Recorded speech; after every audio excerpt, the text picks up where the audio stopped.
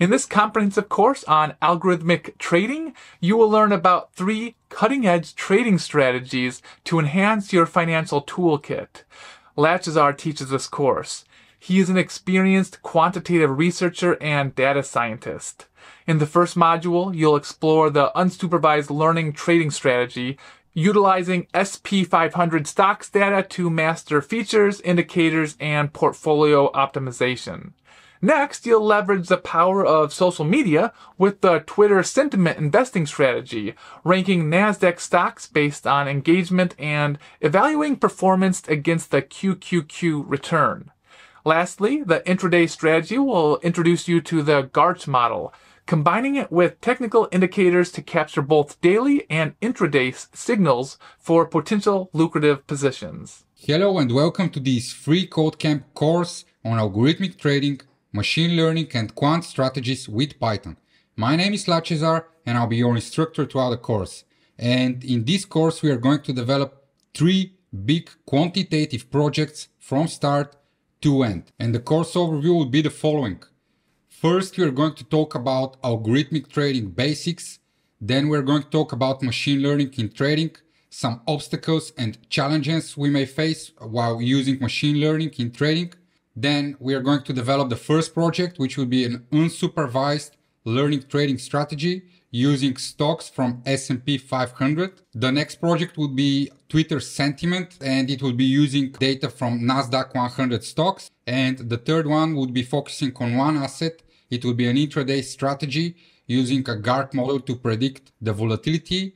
It would use simulated data. And after that, we are going to have a quick wrap up, and with that, we'll finish the tutorial. But before we continue, I would like to mention that this tutorial should not be construed as a financial advice. It is for educational and entertainment purposes only. We are going to develop some concepts and come up with strategies in the end, but it's not a financial advice and you shouldn't make any decisions based on it. As well, for this course, I would assume that you have at least some Python knowledge and understanding, because down the road we'll deal with some complex problems, and if you're new to Python, you may get bogged down. Nevertheless, you learn some very interesting concepts, so stay along and let's get into it.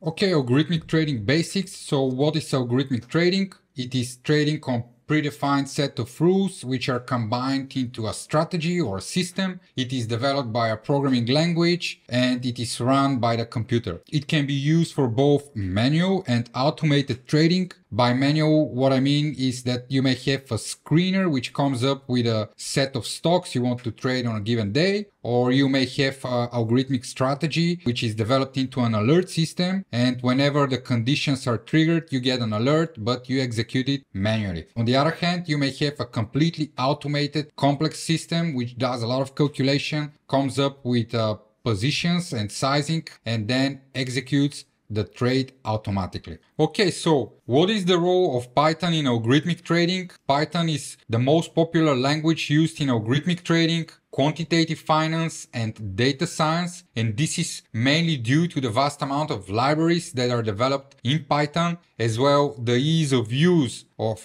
Python. It is mainly used for data pipelines, research, backtesting strategies, as well it can be used to automate strategies, but Python is a slow language and it can be used to automate low complexity systems. If you have a really high-end system which is really complicated and it needs to execute trades really quickly, you would use Java or C++ for those strategies. Algorithmic trading is a great career opportunity. It's a huge industry. There are a lot of jobs with hedge funds, banks, prop shops, and I've just checked the average yearly base salary for a quant researcher is around $173,000, and this is not including the yearly bonus. It is a great career opportunity, and if you're interested into it, the main things you need to know are Python, you need to know how to backtest strategies, you need to know how to replicate papers, and you need to know machine learning in trading. If you're interested into it, I'll definitely advise you to go for it. Okay, so let's move on and talk a little bit about machine learning in trading and some use cases of machine learning. When we talk about supervised learning, we can use it for signal generation true prediction. For example, we can come up with buy or sell signals on a given stock or a given asset based on predicting the return or the sign of the return of that asset. We can as well use it in risk management. For example, we may use a prediction to determine the position sizing or the weight of a given stock in our portfolio, or to predict where exactly should our stop loss be. And with unsupervised learning, we can use it to extract insights from the data. For example, we can discover patterns, relationships, or structures within the data, for example, clusters, and use it in this way to help our decisions. What are some of the challenges that we may face while trying to apply machine learning in trading? And the first theoretical challenge we may face is the so-called reflexivity feedback loop. And it is referring to the phenomenon that if we, for example, have a machine learning model that is predicting that a stock is going to go up each Friday, and we can form a strategy around to profit from that phenomenon. For example, we are going to buy each Thursday and then sell on Friday to capture that price increase move. If we find this strategy throughout predictions and start trading it, with time, other market participants as well are going to find this market phenomenon and start to exploiting it as well, which would cause the price to start going up on Thursday because everybody is buying now on Thursday instead on Friday. And then this strategy is going to be arbitraged away. So it's this reflexivity feedback loop which is making predictions quite hard. What is most hard while applying machine learning? The most hard thing is to predict returns and predict prices. The next quite hard thing to do is to predict return signs or the direction of a given asset. Is it going to go up or down? The next thing is to predict an economic indicator. For example, it is quite hard to predict non-farm payrolls or weekly jobless claims. And a thing which is not that hard or quite straightforward is to predict the volatility of a given asset. Furthermore, there are some technical challenges like overfitting a model or generalization. Overfitting is that the model is learned the trained data too well and it fails on the test data. And generalization is that the model is not performing the same as on the real data. As well, we may have non-stationarity in our training data and regime shifts, which may ruin the performance of the model. And the last thing is that if we have a really complicated model or a neural network, it is like a black box and we are not able to interpret it correctly. What is the usual workflow process in algorithmic trading and machine learning? That would be to collect and prepare the data,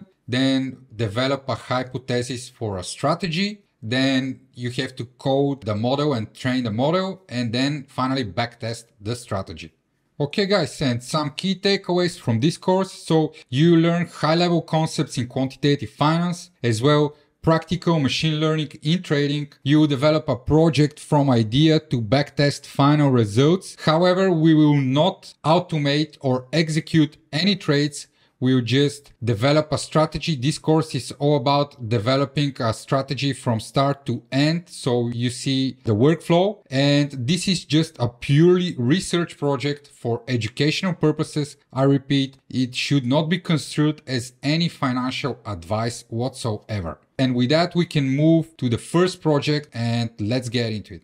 Okay, so first project is about unsupervised machine learning trading strategy. We're going to use data from S&P 500 stocks. Let's talk a little bit about unsupervised learning in trading. So it involves machine learning techniques to analyze financial data and discover patterns, relationships, and structures within this data without predefined labels or target variable. Unlike supervised learning, where the model is trained to make predictions, unsupervised learning focusing on extracting insights from the data. And some use cases would be clustering, which we are going to use in the first project, dimensionality reduction, anomaly detection, market regime detection, and portfolio optimization. In this project, what we are going to do is first we are going to download all the prices data for all S&P 500 stocks. Then we're going to calculate different technical indicators and features for each stock. Next, we're going to aggregate on a monthly level and filter only the top 150 most liquid stocks from the S&P 500 for each month. Next, we are going to calculate monthly returns for different time horizons to add up to the features. And the next step would be to download the Fama French factors and calculate rolling factor betas for each stock as well to add to the feature set. And at this point, we'll have enough features to fit a model and either make predictions, or in our case, we're going to fit a K-means clustering algorithm, an unsupervised learning model, and we will use it to group the stocks into similar assets into clusters. And from those clusters, then we'll be able to, for each month, select stocks from a given cluster. And we are going to analyze the clusters and select a particular cluster. And then for each month, we are going to select those stocks within this cluster and form portfolios. However, these portfolios will be optimized. So the weights of the stocks within the portfolio, we're going to find them by using the efficient frontier max Sharpe ratio portfolio weights. And then we're going to form the portfolio, hold for 1 month, and rebalance at the end of the month, and form another max Sharpe ratio portfolio. In the end, we'll have the strategy returns for each day, and we will be able to compare our portfolio strategy returns to the S&P 500 returns themselves. Actually, not small limitation is that we're going to use the most recent S&P 500 stocks list, which means that there may be a survivorship bias in this list. This is a huge issue. Actually, in reality, you should always backtest strategies using survivorship-free bias data. What is survivorship bias? It is the condition when a stock which have actually went out of the S&P 500 because it was failing is currently not in the list, right? So last year, for example, there was a stock which was failing and going down, down, down. So at some point in December last year, they removed it from S&P 500 and they included a new stock. So if we have made the optimization last November, we could end up with having this stock into our portfolio and actually it affecting our portfolio results. But if we use the most recent S&P 500 symbols list, this stock would not be there. So that's survivorship bias. And for the given project, we are not going to deal with this survivorship bias. So the list we are going to work with has survivorship bias most probably. So yeah, that is a limitation you need to know. In the second project, we are going to develop a Twitter sentiment-based investing strategy. We are going to use the Nasdaq 100 stocks and Twitter sentiment data. What is sentiment investing? This approach focuses on analyzing how people feel about certain stocks, industries, or the overall market. It assumes that the public sentiment can impact stock prices. And for example, if many people are positive about a particular company on Twitter, it might indicate potential for that company's stock to perform well. What we are going to do, first we're going to load the Nasdaq stocks Twitter sentiment data. Then we're going to calculate a quantitative feature of the engagement ratio in Twitter for each stock. After that, we're going to rank all the stocks cross-sectionally for each month and create an equal weight portfolio. In the end, we're going to compare the return of this portfolio to the Nasdaq itself. The second strategy is much smaller than the first strategy. There is no machine learning modeling in this strategy, but the idea here is to show you how alternative or different data, in this case sentiment data, can help us to create a quant feature and then create potential strategy out of it. That's the idea of the second project. And the third project is about an intraday strategy using a GARCH model. In this one, we are going to focus on a single asset and we'll be using simulated data. Actually, we'll have daily data and intraday 5-minute data. But what does an intraday strategy means? This approach involves buying and selling financial assets within the same trading day to profit from the short-term price movements. Intraday traders usually use technical analysis, real-time data, and different risk management techniques to make decisions and profit from the strategies. What exactly we're going to do in this project? First, we're going to load the simulated daily data and the simulated 5-minute data. Then we're going to define a function which would fit in a rolling window, a GARCH model to predict 1 day ahead volatility of the asset. After we have that, we'll calculate prediction premium. So we'll predict the volatility and we'll calculate the prediction premium and form a daily signal from it. After we have calculated that, then we'll merge the daily data with the intraday data and calculate intraday technical indicators to form intraday signal. So we will have a daily signal and then on top an intraday signal, so two signals. And after we have that, we will generate position entry and hold until the end of the day. In the end, we are going to calculate the final strategy returns. And this is it for the third project. The idea is to show you how predicting volatility works in intraday strategies. And yeah, with that, guys, we are ready to jump into the first project. So let's get into it.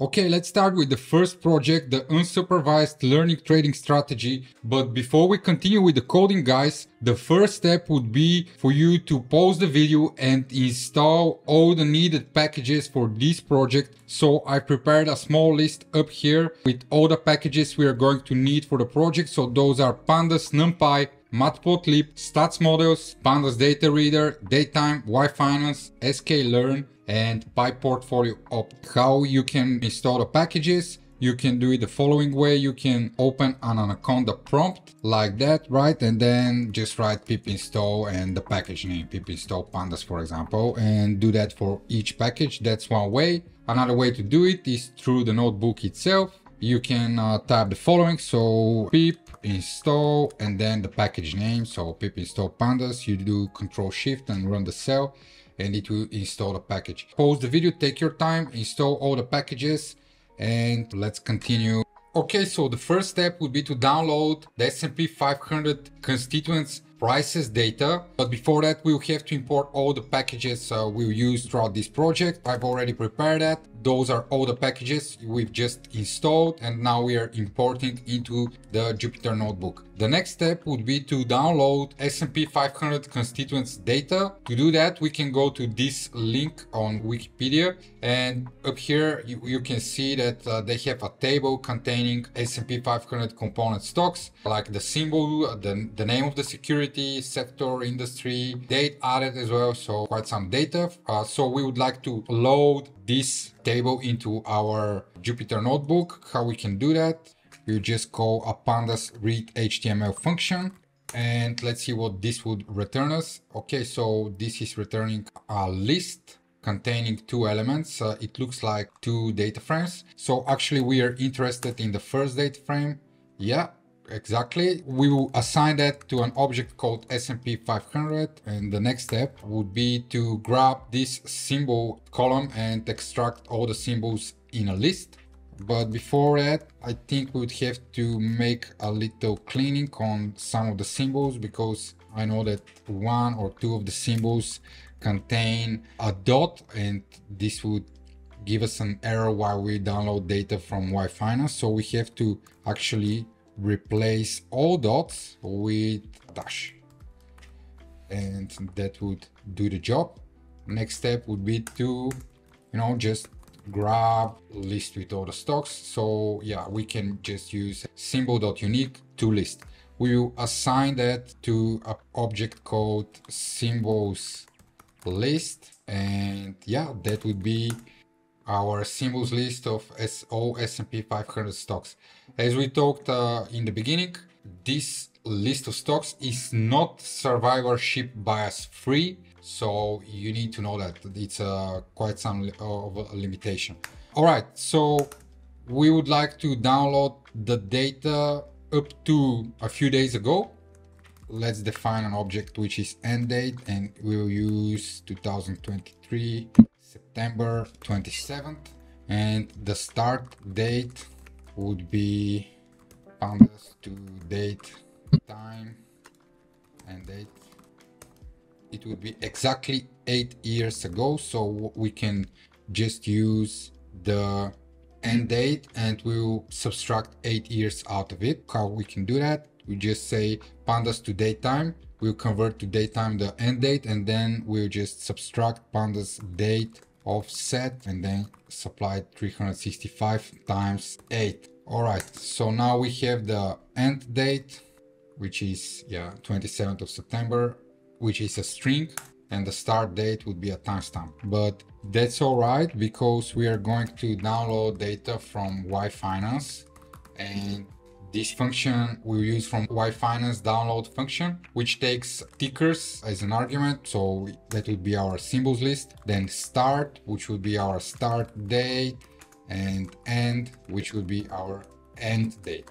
And now this would download all the S&P 500 constituents. If we run it, yeah, it would take some time. All right, so we've downloaded all the data for the S&P 500 stocks. We got it up here. So the next step would be to actually, yeah, we'll comment out everything and have this object printed out. As you can see up here, we have the column, and then we have like a multi-indexed column. So first we have the adjusted close, and then we have the adjusted close for each stock. That's not really convenient to work with the whole data frame. At the moment, we have 2012 rows and 3018 columns. That's really inefficient. How we can overcome that? We will just use the stack method, which now creates a multi-index. The first level would be the date, and then for each date we have the corresponding 500 stocks, adjusted close, close, high, low. So that's much more convenient. We have 6 columns and almost 1 million rows. So we'll have to change the date frame to be stacked, or actually we can move this method right up here after the download directly. And yeah, now we have our data frame stacked. Next step would be, I would always, when I have a multi-index, I would always want to have labels on both of the index levels. So we say index.names, and we will assign the new names. So date and ticker, that would be our new multi-index names. As you see, they changed up here. Next step would be to fix the columns a little bit. I would like to fix the column names to be not as titles, but with a lower letters. So that would be df.columns, df.columns.string lower. And that's pretty much it with the downloading and fixing data a little bit before we move to the next step, which would be to start calculating technical indicators and features of all those 503 stocks. Okay, so in the second step, we can start calculating the features and technical indicators for each stock. We are going to calculate the Garmin class volatility, RSI, Bollinger Bands, ATR, MACD, and dollar volume for each stock. Let's first start with the Garmin class volatility. What is Garmin class volatility? It is a volatility measure usually used in forex trading, but it works for stocks as well. It is an approximation to measure the intraday volatility of a given asset. And that is the formula right here. So what do? We define a new column called Garmin class vol, and it would be the following. So log from the high minus log from the low. So that would be, yeah, from the low. This whole thing is squared, and then it is divided by 2. Then from this we subtract 2 times log 2 minus 1 multiplied by subtraction of log from the adjusted close, yeah, minus log from the open. Again, the whole thing is squared, and we just close another bracket, and that should be it. That should be the Garmin class volatility. Yes, so we now have calculated the Garmin class volatility for each stock. It is calculated on a given row. We don't need to do any fancy calculations for this one. The next one is RSI. So how do we calculate the RSI on each stock? What are we going to do? We are going to group by on the ticker level. So level 1, the multi-index has level 0 and level 1, which is the ticker, level 0 is the date, level 1 is the ticker. So we group by on level 1. Then we are selecting the column, which would be adjusted close, and apply the transform method. And within the transform method, we just apply a lambda function, which would be, so now we have grouped by on each ticker. And what do we want to do? We want to calculate the RSI. To calculate the RSI, we are going to use the pandas_ta package, which is the package to calculate pretty much all of the needed technical indicators. So we use the pandas_ta package, and from the pandas_ we use the RSI function. The RSI function, we have to supply the close price, which would be X, and the length would be 20. And yeah, if we do that, you see now we have the RSI for each stock. How we can double check our work? We select Apple and then RSI, and then we'll plot it. And yeah, as you can see, the RSI goes up and down, up and down. So we have worked correctly.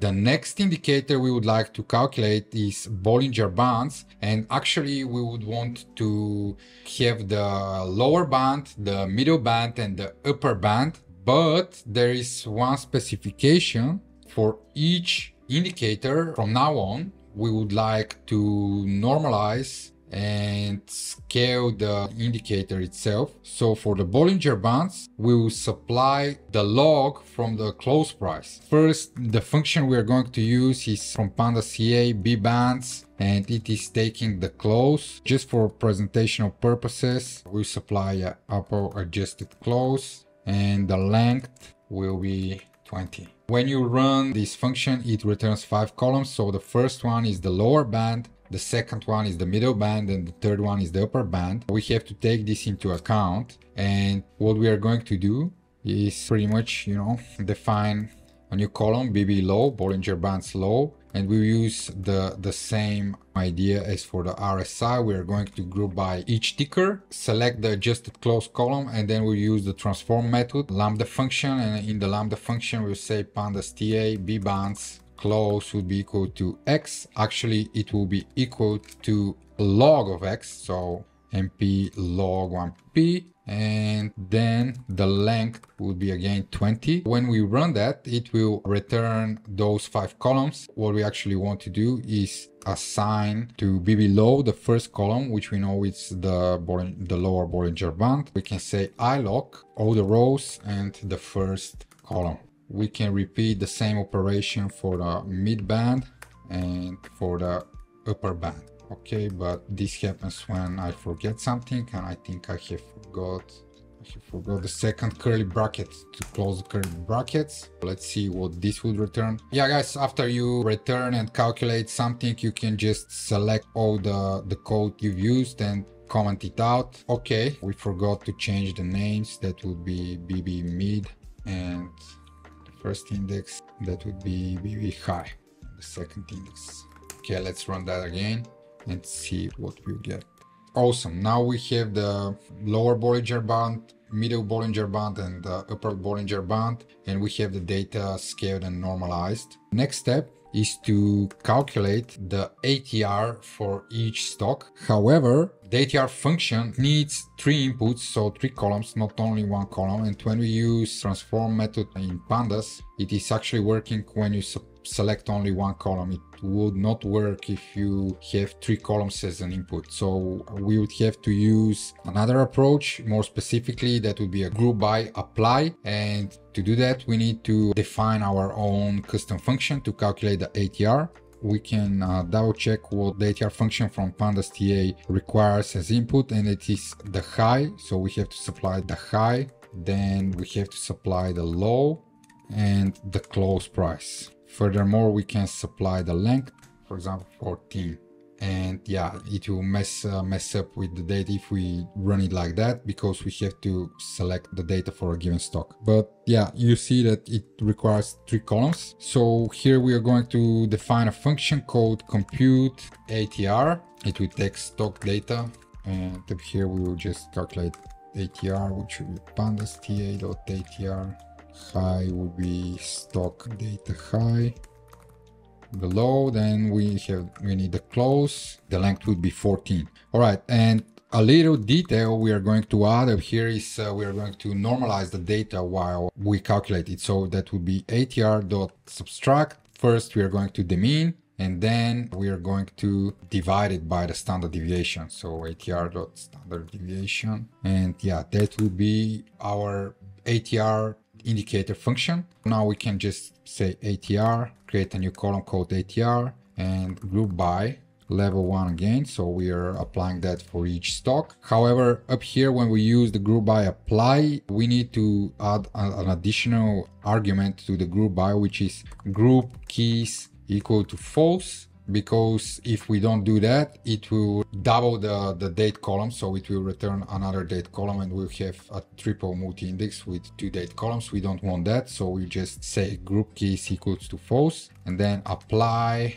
this function. And this will now calculate the ATR index normalized for each stock. The next indicator we are going to calculate is the MACD indicator.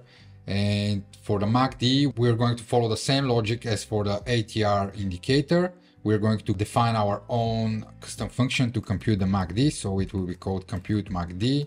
It will take the close price.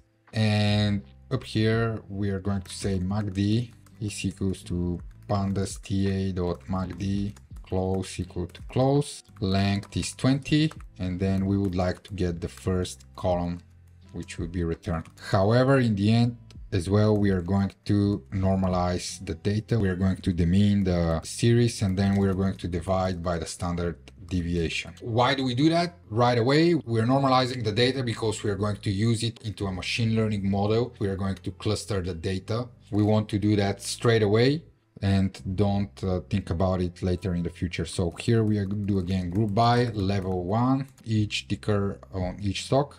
Group keys equal to false and then apply compute MACD. This would calculate the MACD indicator for each stock. All right, we have an error. Why do we have this error? That's quite strange. Oh, okay, I'm sorry. I forgot to add the adjusted close column up here and this is driving the error. All right, so we would return back log in the first column. That should be it, guys.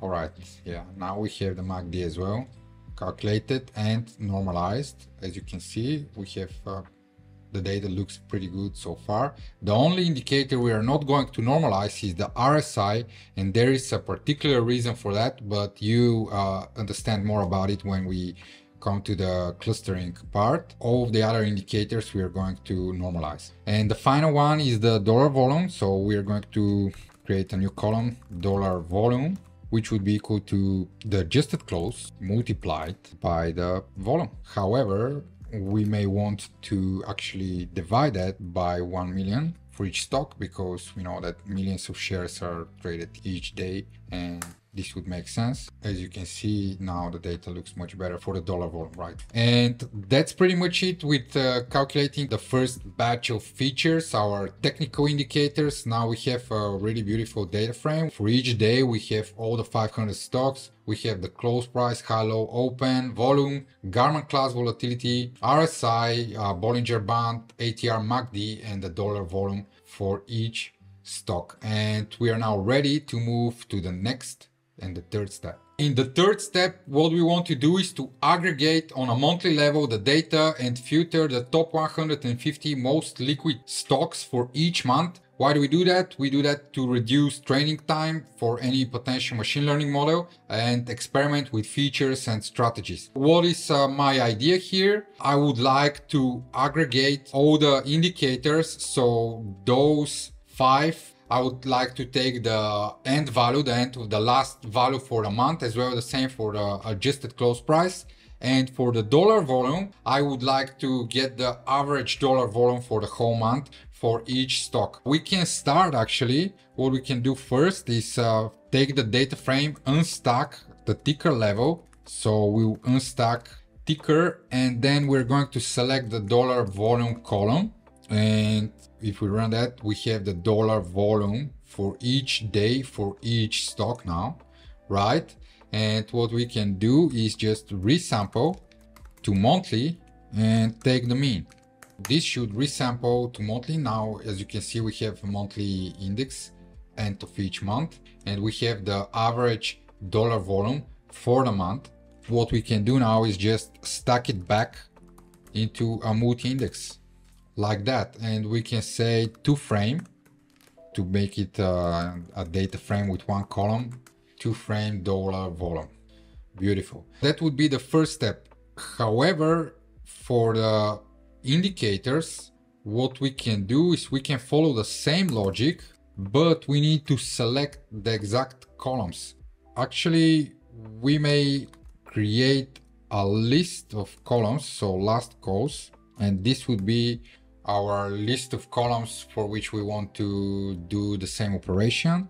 However, we would use the last method up here instead of min, and those columns would be C for C in df.columns.unique, and yeah, the first element. C for C in df.columns.unique if C is not in the following columns list. So if the column is not $volume, it is not volume, it is not open, it is not high, low, or close. Pretty much we want to do that only for technical indicators columns. So for those columns, we don't want to use these columns for our aggregation. We want just we are creating the features data frame in the end, right? We would use the $volume to filter out the most liquid stocks. The $volume would not be featured in our model. As well, neither the volume or open, low, high, close. After we have defined the last columns, we can actually proceed with the next aggregation. We have done the $volume aggregation. The next one would be for df last calls. We are going to unstack. Actually, we are going to unstack before that. So we are going to unstack. We're going to unstack and select those columns, and then resample to monthly, and then just use the last value like that. And again, we're going to stack backwards into a multi-index. Voila. And now what we can do is concat those two together.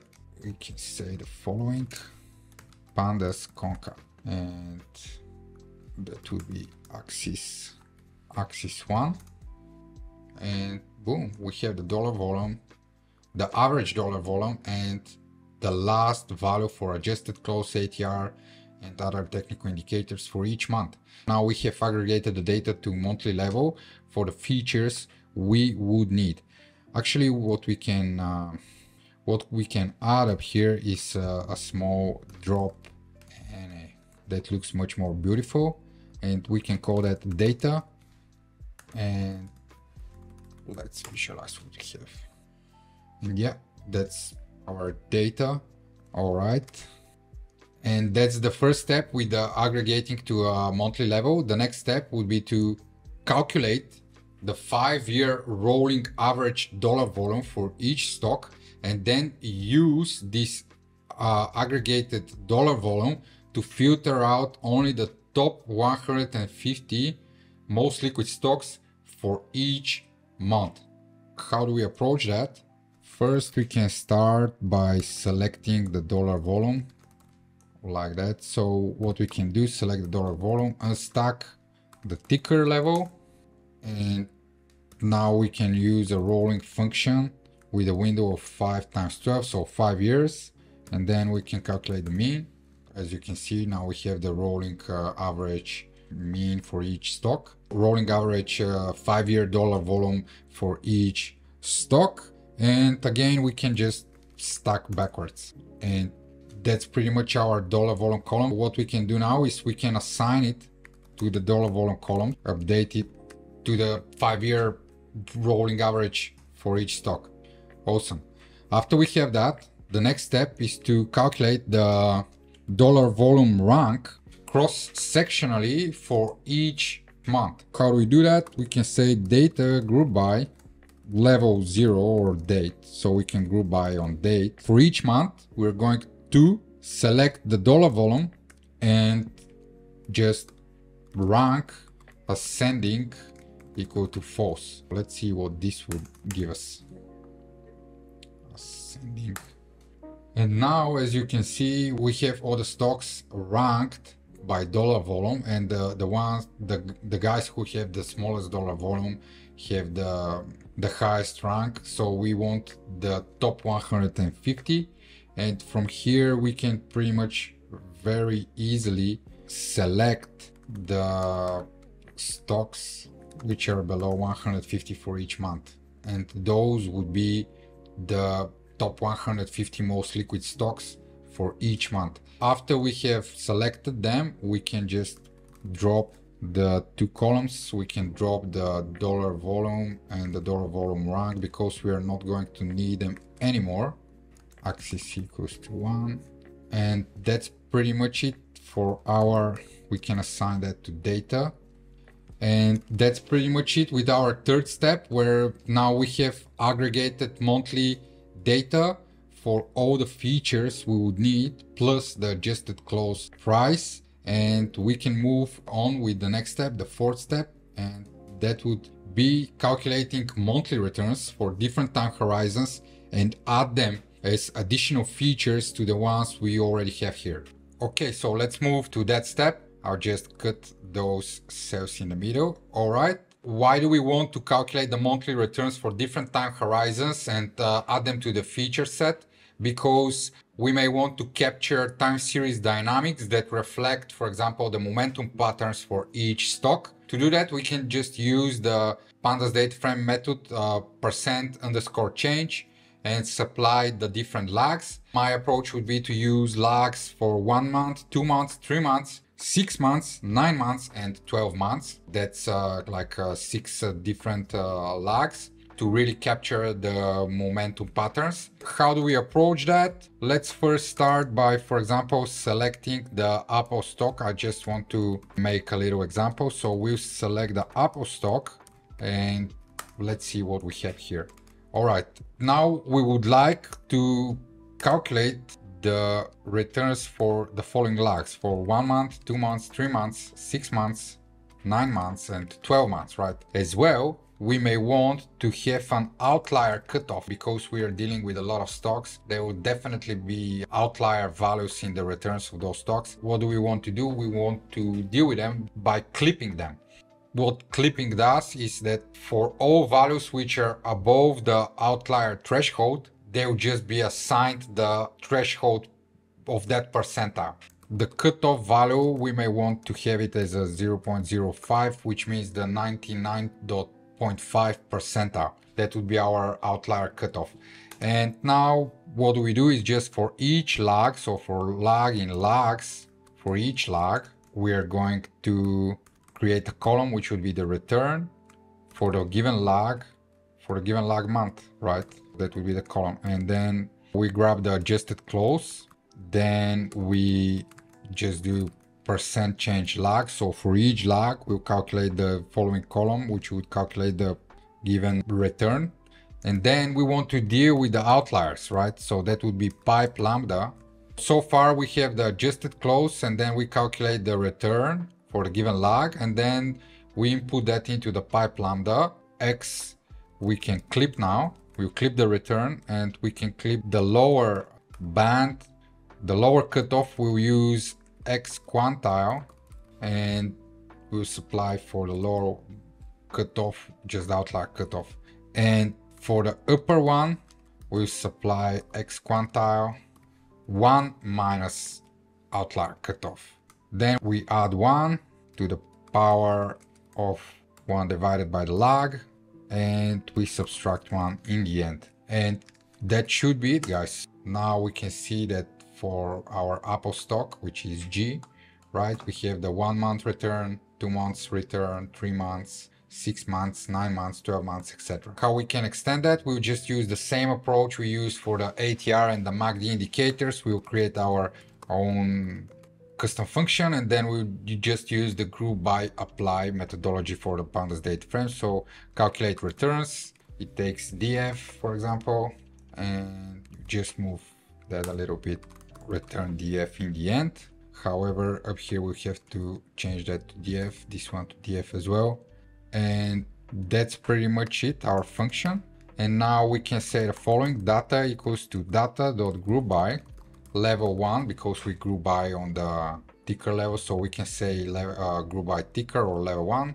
Let's say level 1, and then we want group keys to be false, so we don't have two date indexes assigned to the new data frame.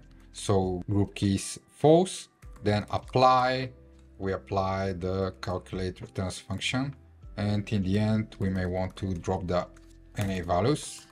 And yeah, this would take some time, and yeah, that's pretty much it. I mean, now we have added the return features as well, which we would use to capture momentum patterns for each stock.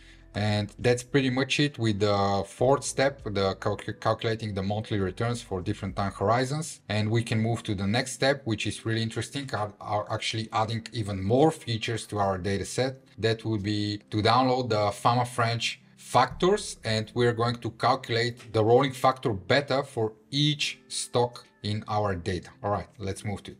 Okay, so in this step, we're going to download the Fama French factors data and calculate the rolling factor betas for each stock in our current data set. So we want to introduce the Fama French data to estimate the exposure of our assets to commonly known risk factors. And we're going to do that using a regression rolling OLS model. The 5 Fama French factors, namely market risk, size, value, profitability, and investment, have been shown to empirically explain asset returns in the past and are commonly used in the asset management industry to assess the risk return profile of different portfolios. So it kind of makes sense to include them in our current feature data set. How we can do that? We can use the Pandas data reader package, which we imported as web. We can use this package to download the Fama French factor models. But before that, we may want to take a look at the data. So we can Google it, Fama French factors, and up here you can find the Canet French data library. Just click on it, and this is the part we are interested in Fama French 5 research factors, 2 times 3, so those 5 factors. That's the data we are interested in. If you scroll down a little bit, you can find the daily data right here. You can download it as TXT or CSV file as well. You can check the details. They have monthly returns and annual returns. We are interested in the monthly returns as our data is already on a monthly level, right? So what we can do is we can say the following: web.dataReader, and up here we have to supply the name of the exact factor, so the exact file. So I have prepared that already. That's the name. Then we say Fama French. Then the start date, we want 2010. This is returning a dictionary with 2 keys. The first one is the monthly factors, and the second one is the yearly factors. That's awesome. So we want the monthly factors only, and that's the data. We have 164 months up to August 2023. That's pretty good. However, I think we don't, even though the risk-free return is pretty solid right now, it is out of the scope of this tutorial, so we'll just drop it. You say drop RF axis equal to 1, and that's perfect. We can call this assign it to factor data, and yeah, that's our factor data. Let's check the index. The index is monthly. Yeah, all right. So I think we have to fix the index as well, so we can call the pandas to datetime and supply the index. Let's see if this would work. Okay, we have to use to timestamp. All right. Okay, so now we have fixed the index as well. As you can see, now it has the year, the month, and the beginning of month date. However, our data is end of month. That's one thing we have to fix. Another one is that I see that the factors are in percentages, so we would have to divide them by 100. How we can fix that? We can just say resample to monthly and get the last value, which would fix immediately the issue, yeah, with the beginning of month date. Next we can say divide by 100, and that's perfect. We just assign that to factor data. Comment it out.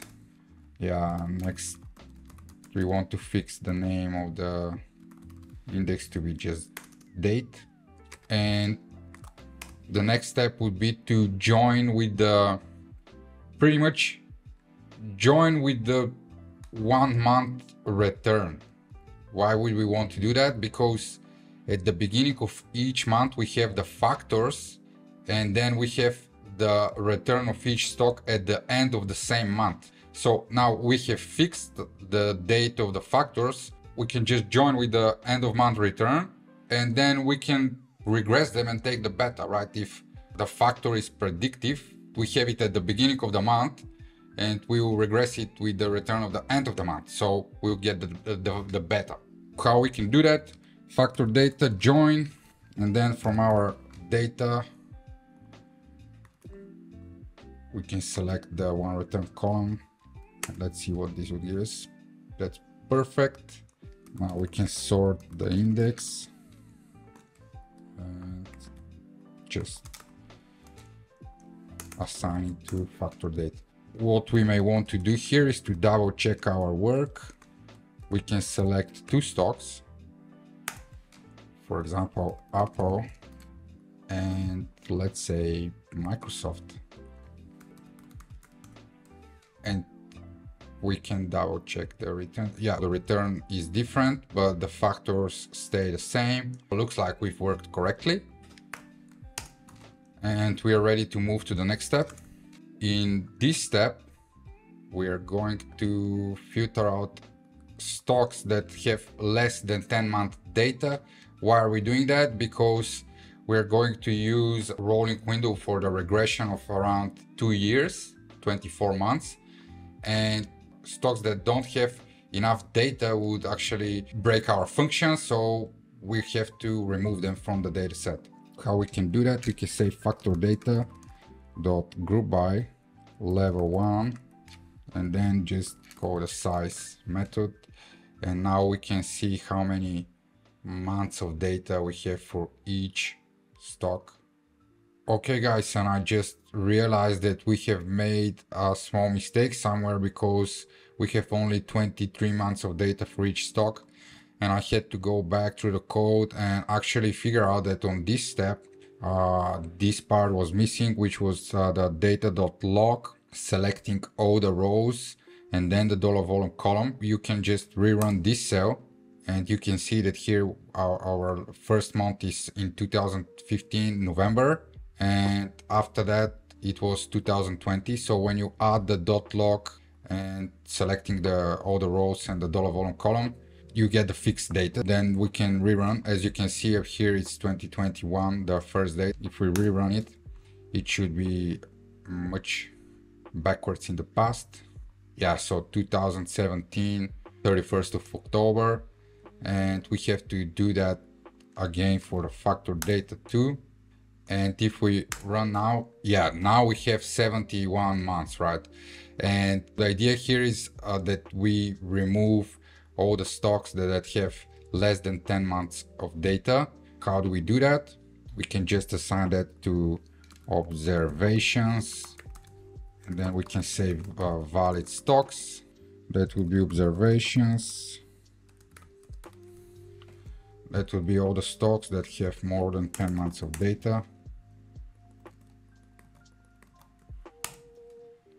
Observations, yeah, those are our valid stocks, and now we can just use that as a filter. So factor data would be factor data, again factor data dot index dot get level values.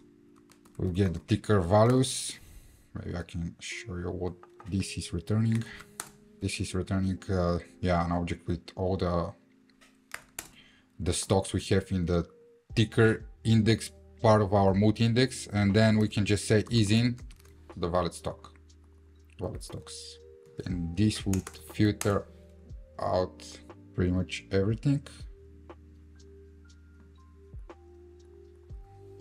We have to add this part.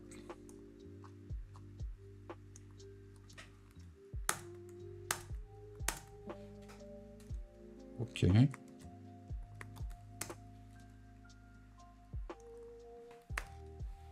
Okay, so I think, oh yeah, I missed this part. It should be valid stock index. Those are the stocks we are going to remove. So if we take that out,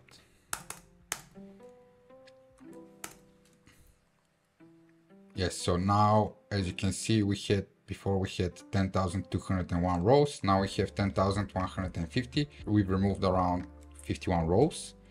And Yeah, with this step, we are now ready to calculate the rolling factor betas. We would like to do that simultaneously for all the stocks in our factor data. We can just use the same methodology with group by and apply a function that would be factor data dot group by, and then we're grouping by level 1 by ticker. Group keys should be false, and we can put that into brackets so we can continue on the next row. So apply lambda x, and now we want to use the rolling regression. Actually, we may want to explore the rolling regression, rolling OS Python. It takes the ndog and xog. All right, we have to supply ndog and xog. So the ndog would be our return column, right? So x return 1 month, and our xog would be everything else. What we can do here is say x dot drop the return 1 month column, and this would return all the other, this would give all the other columns without the return. And actually we can add a constant here on the spot. So we add a constant, and I think the next one we have to supply the window. We decided the window to be 2 years, right? So that would be 24, right? 24 months. And there is another mean observation, the minimum number of observations required to estimate the model. We have to supply this one as well. This one is a little bit more tricky. We have to supply here to have at least the total number of columns plus 1. So that would be len x dot columns plus 1. And this should be our model. Now we have to say fit, and then params, and then we can drop the constant, because it will return a constant as we added a constant up here, right? And I think this should pretty much work, except that maybe sometimes we would not have exactly 24 months of observations, but we still may want to run the regression. So what we can do is use as a window the value which is smaller than 2 values. So it either 24 months, or we can use the number of rows we have in the for the given stock, right? And we know that we have stocks with more than 10 months of data. So if one of the stocks have like 15 months of data, you just use the 15 months as a window instead of 24. And yeah, I think that should pretty much be it, right? Okay, series object doesn't have fit. Why? Maybe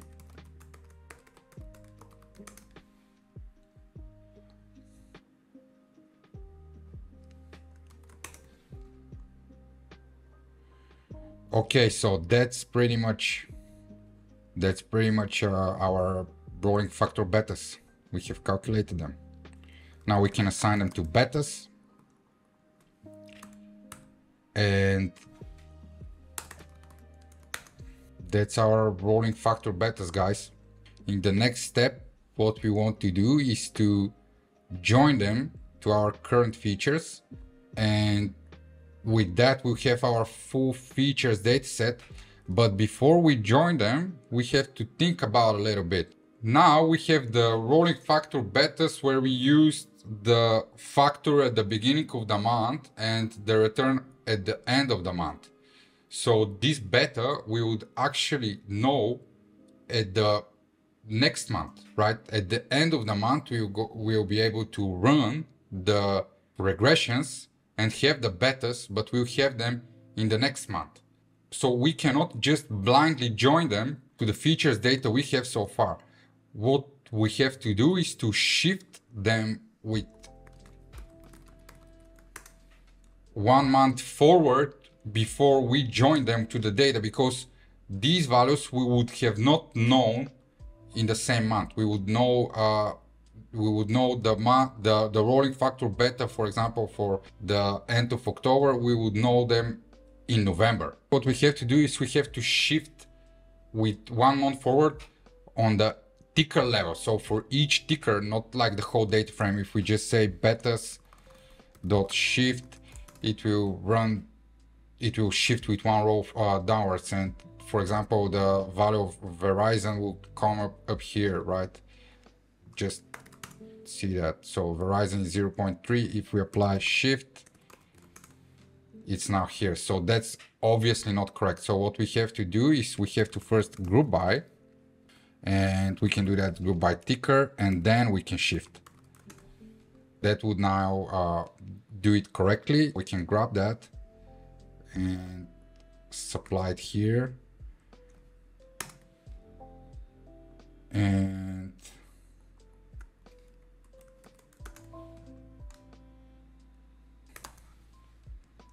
data would be equal to this.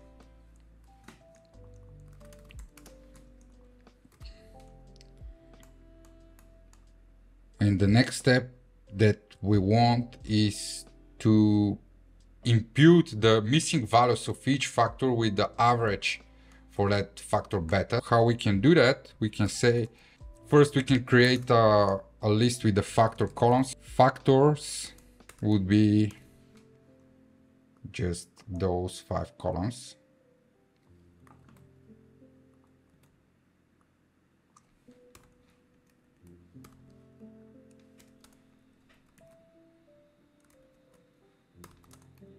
We can say data.log all the rows, factors. We'll just select all the factors and all the rows. And then we can say the following: data.group by ticker. For each ticker, we'll select the factors again, and then we'll just apply a lambda function, lambda x, where we'll fill all the missing values with the mean of this factor. But I think because we are doing group by apply, we have to add the group keys to be false. And now we should have fixed our missing values issue. Voila. So now we don't have any missing values. So all the NAs are imputed by the average for this factor. And yeah, now we can just say drop NA if there are any. And we can say data.info to see our final result. And that is now beautiful, guys. This is our features data set. However, I see a column we don't need here, which is the adjusted close. We just have to drop it. Data is equal to data drop adjusted close, axis equal to 1. And this is our features data set, guys. So we have 18 features. At this moment, we are now ready to apply machine learning models. From here on, what we have to decide usually is, for each new month, we have to form a portfolio with some of the stocks from our data set. So as we know, we have, for each month, we have the top 150 most liquid stocks. And now at the end of each month, we have to decide the stocks we want to have in our portfolio for the next month. That's where we can use a machine learning model. First, we can use a machine learning model to predict which stocks to include in the portfolio. As well, if we have a long short portfolio, we can predict which stocks to be long and which stocks to be short. But in this course, we are just focusing on long portfolios. So we can use a machine learning model to predict which stocks. As well, we can use a machine learning model to predict the magnitude of the position in each stock. So what is the weight in the portfolio? And the other way is to use a machine learning model, in our case, a unsupervised model, to decide which stocks to use in the portfolio based on grouping. That's why we are going to use a clustering algorithm, a K-means clustering, to keep things simple, because from this point on, things can get really complicated. But yeah, that so far was the preparation to get the data to fit into a machine learning model, guys. And yeah, I'm really excited. In the next step, we're going to fit a K-means clustering algorithm and split the data in a few clusters. Each stock will be assigned a cluster, and then we'll be able to analyze the clusters and decide what we do further. Let's move to this step.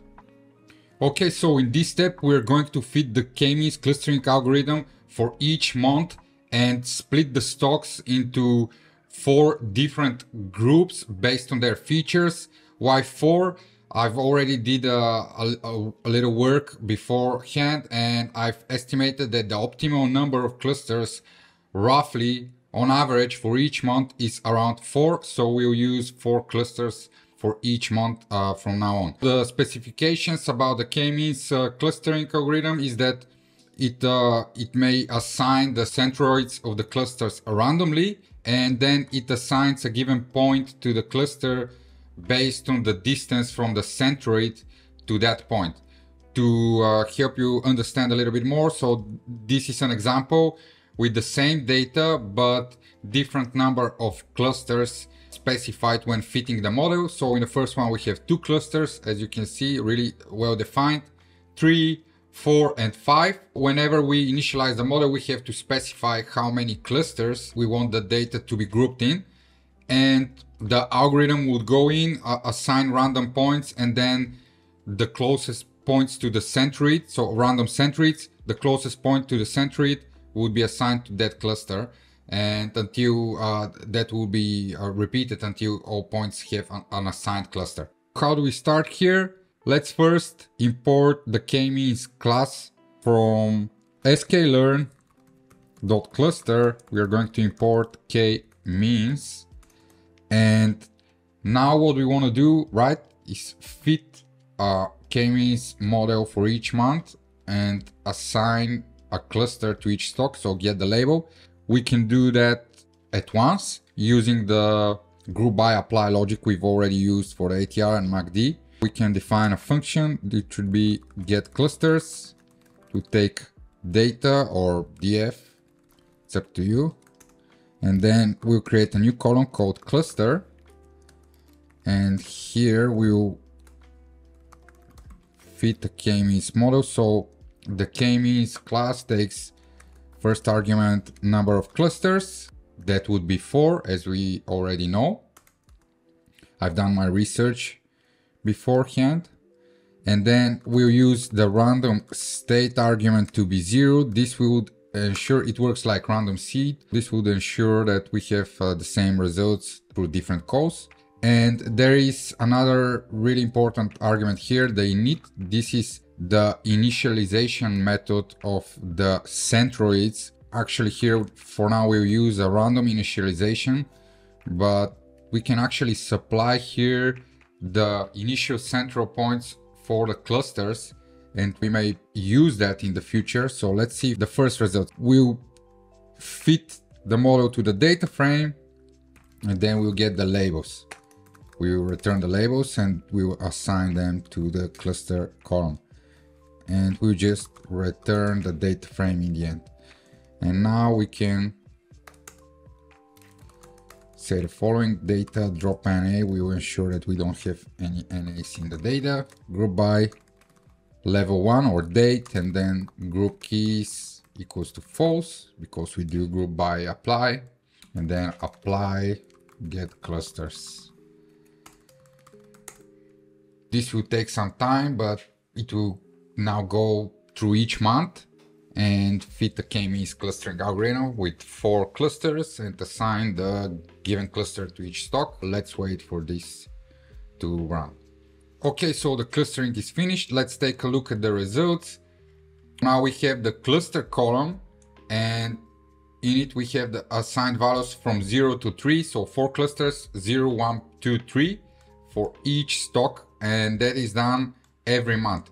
Now the next step would be to visualize actually our clustering job, which is pretty hard when we use more than 2 features, and in our case we have 18, but that's why we didn't apply normalization to the RSI, because now we can use it to visualize the clustering job in a better way. All right, so I've already wrote down a small function for that.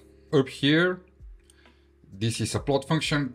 We just select the stocks for the first, the second, the third, and the fourth cluster, and then we just visualize them with a scatter plot.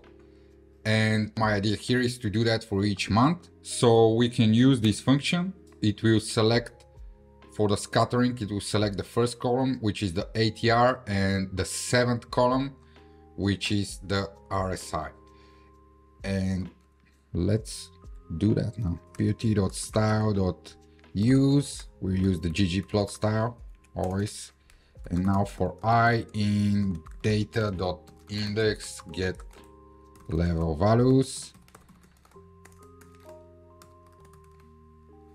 and we'll get all the months. So unique to list. For each month, we're going to select pretty much this month, right? So data.xs, and then I level 0. So we're going to select the month, and we're going to use this function. So for each month, we'll just plot the clusters. However, we may want to add the month to the title. So we can do that in the following way. Date I. Let's run this thing and check our clustering job. All right, guys. So now for each month, we have our clustering job. So those are all the stocks. And on the Y label, we have the RSI values. And here we have the ATR values. And those are our clusters. As you can see, they're really well defined throughout the different months. And if you go through it, the first observation is that actually the clustering is working in such a way that all the stocks which are around 60 to 70 RSI are in one cluster. Then you have the two middles from 50 to 60 and from 50 to 40. And then you have the down cluster here around 35. And what we can see is that this assumption or this observation holds throughout each month of clustering. However, the problem is that, for example, in this month, cluster 0 is around 30-35 RSI. Cluster 1 is around 40 to 50, right? But then this is the same for the next month, but at some point, cluster 0 is around 50 and cluster 1 is around 60. Because the centroids are random, our clustering gets random. And my idea for the strategy we're going to apply is that we would like to follow stock's momentum. By stock's momentum, I would use the RSI as the main indicator, right? The stocks which are around 70 RSI are in an upward momentum. And I would like our strategy to invest every month in the stocks that have the highest upward momentum throughout the previous month. For that job, I would like to focus on the stocks that are clustered around RSI of 65 to 70, 75. But using the random initialization of the clusters would not work. And as we can see, so what we have to do now is to help a little bit the K-means clustering algorithm by supplying the initial centroids. But how we can do that? Let's check out the K-means documentation.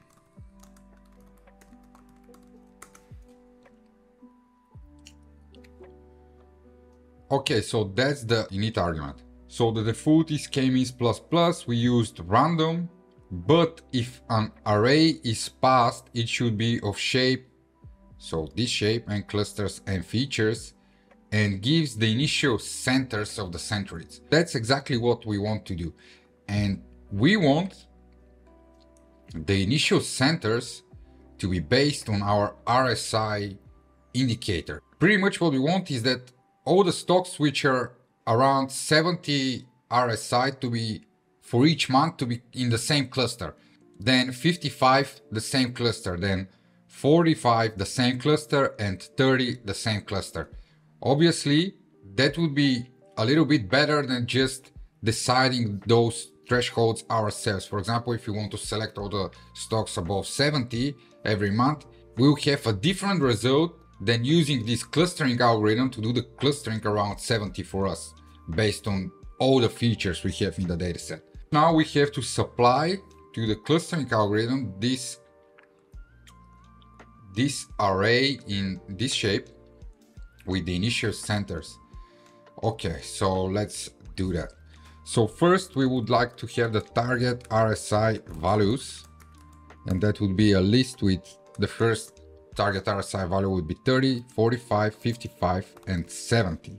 Then our initial centroids would be numpy zeros, and we are going to use the target value. So the length of the target values, which is 4, and then the number of features, right? 4 and 18, because we know that we have 18 columns, right?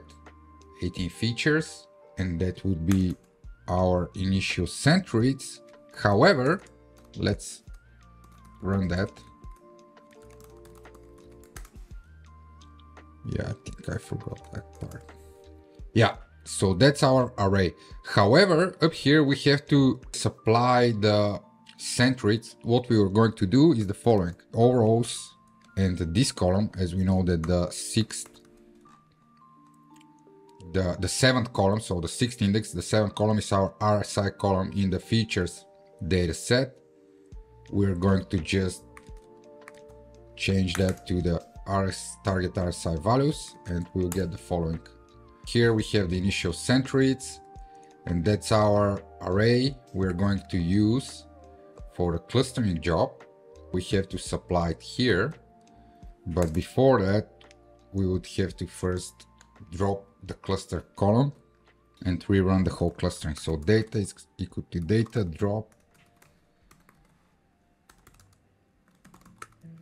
This will now drop the cluster column and rerun the clustering and assign the centroids as we have supplied. This will ensure that throughout each month we'll have the same cluster label assigned to the stocks corresponding to the same cluster.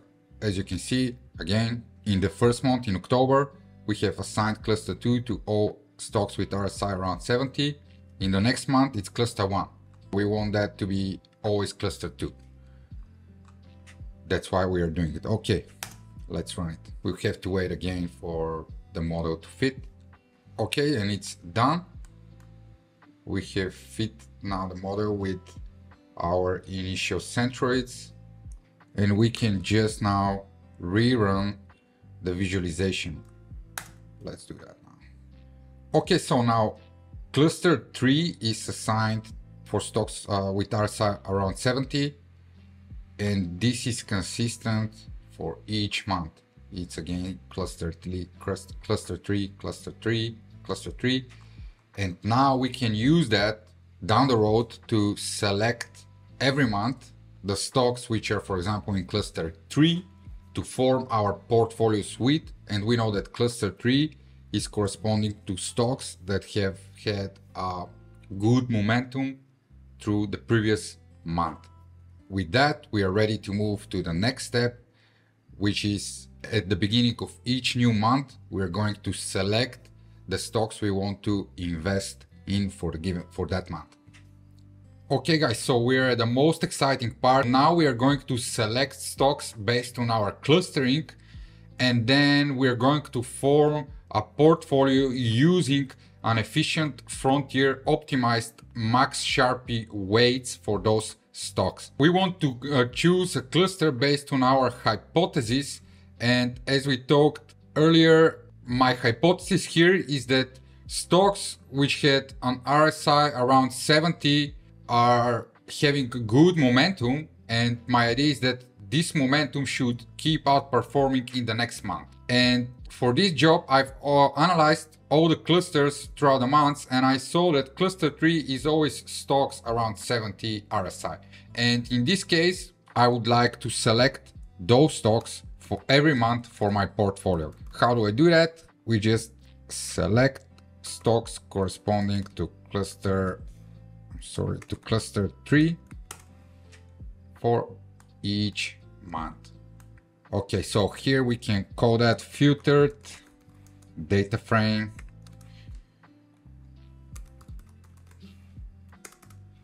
and assign that. Okay, so now after we have our filter data frame, now the first step is to actually get, so at the end of October, right, on 31st of October, we had those stocks. That's our list of stocks, which we would like to use to invest in November. My idea here is to create a dictionary with the first day of the next month and all the stocks for the next month in a list. To do that, we will have to do the following. So filter df, we first reset the index. We reset actually only the first level.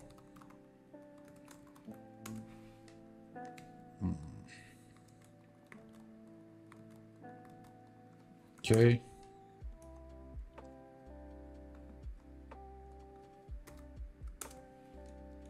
All right, so we've done that. And now we can do the following. We can just use the index and add one day to it. So pandas date offset 1, which would move each index with 1 day in the future. As we know, all the indexes are the last day of the month, so we'll have the beginning of the next month like this. And the next step would be to do the following. So we can reset the index, and then we can set the index again to be a multi-index. So we'll have date and ticker. Let's see. All right, perfect. If that doesn't work to you, you can do unstack and then stack, but it's not necessary at the moment. We do this step, and then the next step would be to create the dates object. So dates would be index.get level values. We'll get all the months.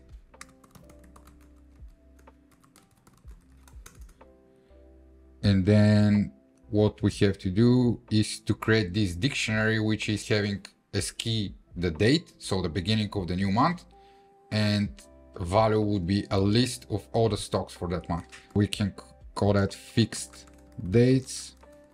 It would be a dictionary.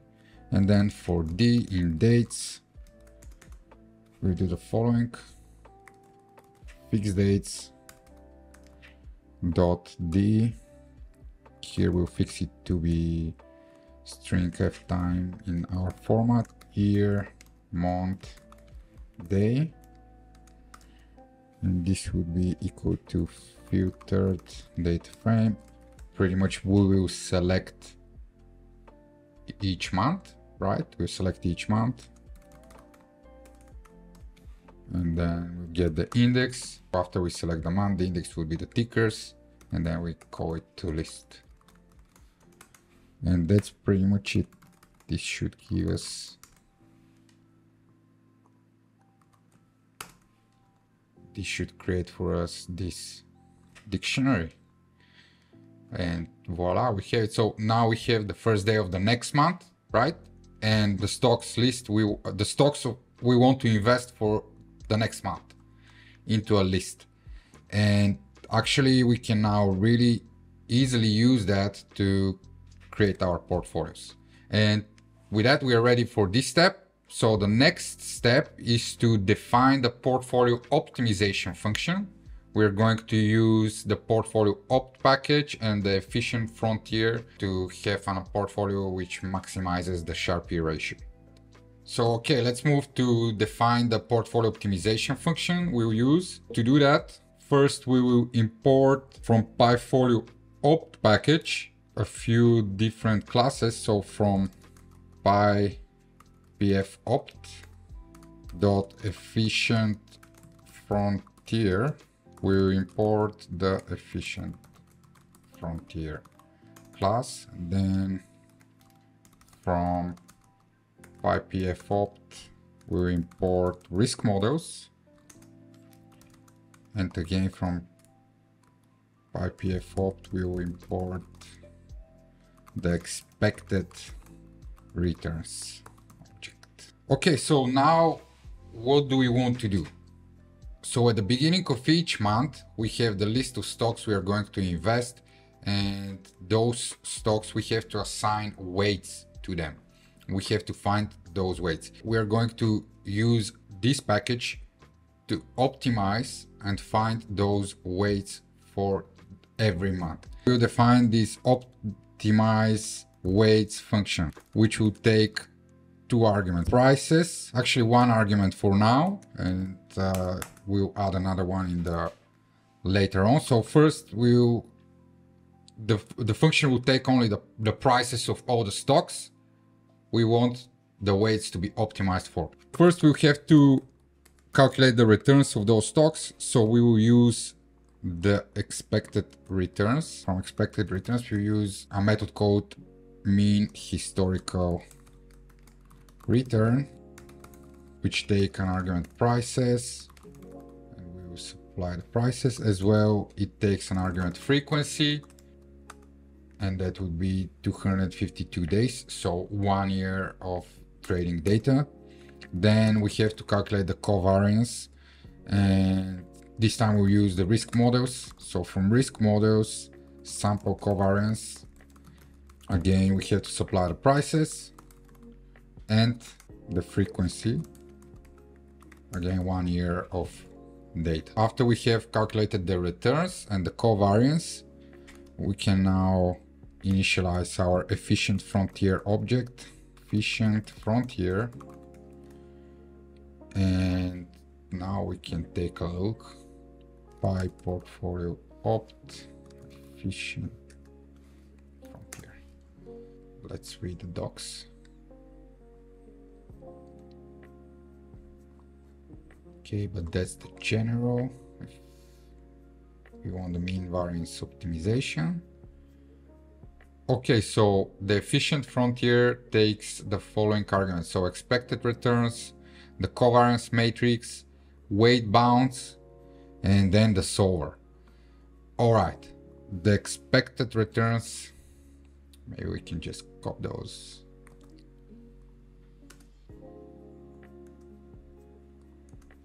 The expected returns will be our just calculated returns. The covariance matrix would be cov, and we will keep these weight bounds for now. I will show you why. And we'll use the SCS solver. And after we have that, we can just calculate the weights. Weights will be from efficient frontier. We'll use the max Sharpe method.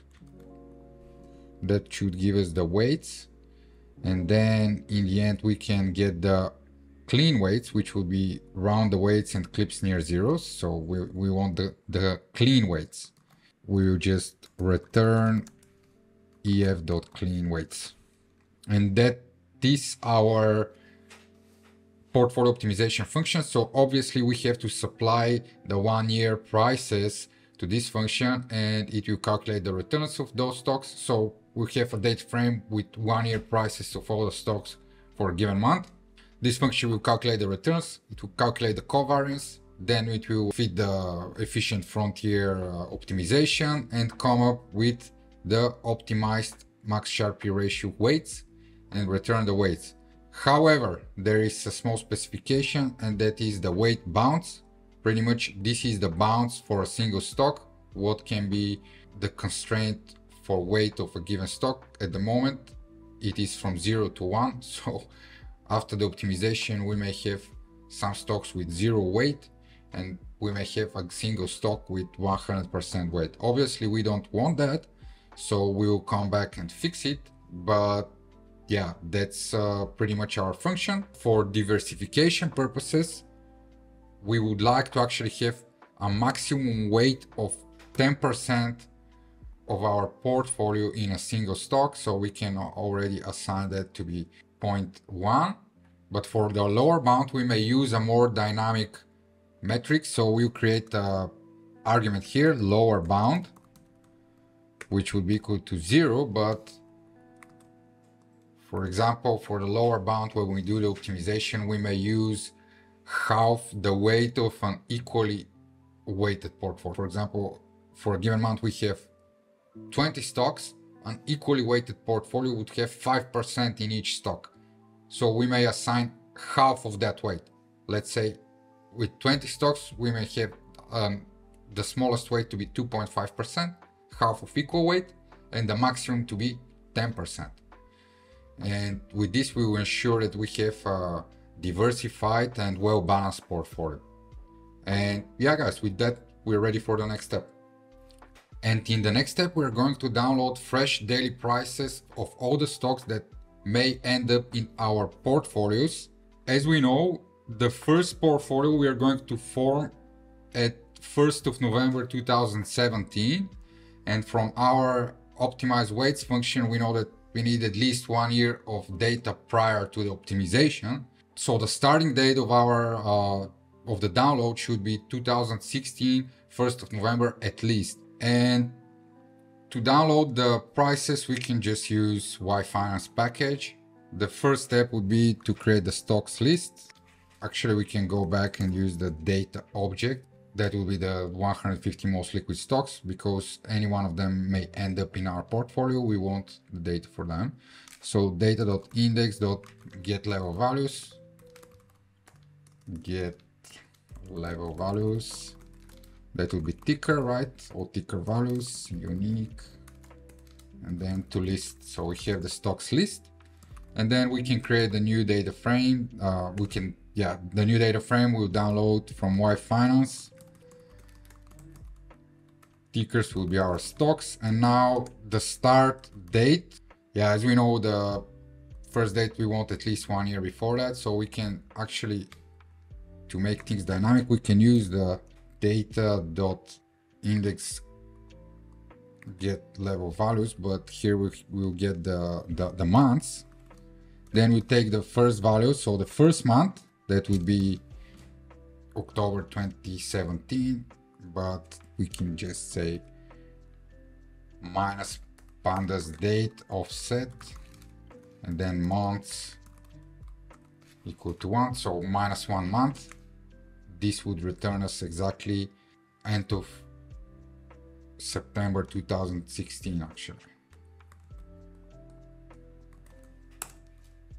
I went to 2017. Okay, so we want 12 months. We want 1 whole year. I'm sorry, my bad, guys. That's exactly what we want. So that would be our start date, and our end date would be pretty much the same. However, that would be the final value from our unique month index of the date object. And that's pretty much it. This will download the data we need for our optimization. And after this is downloaded, we are ready for the next step, where the most interesting part is coming. We're going to loop over the fixed dates dictionary, and for each new month, we're going to get the stocks, optimize the weights, calculate the daily portfolio return, and then calculate the whole time period portfolio return by rebalancing and optimizing every new month. The download is done, and we're ready to move to the next step. First, we're going to calculate the returns, the daily returns for each stock from the fresh new data we just downloaded. And then again, we're going to loop over each month, select the stocks for the month, calculate the weights, form the portfolio, and calculate the daily return for our portfolio and for our strategy. All right, so let's start.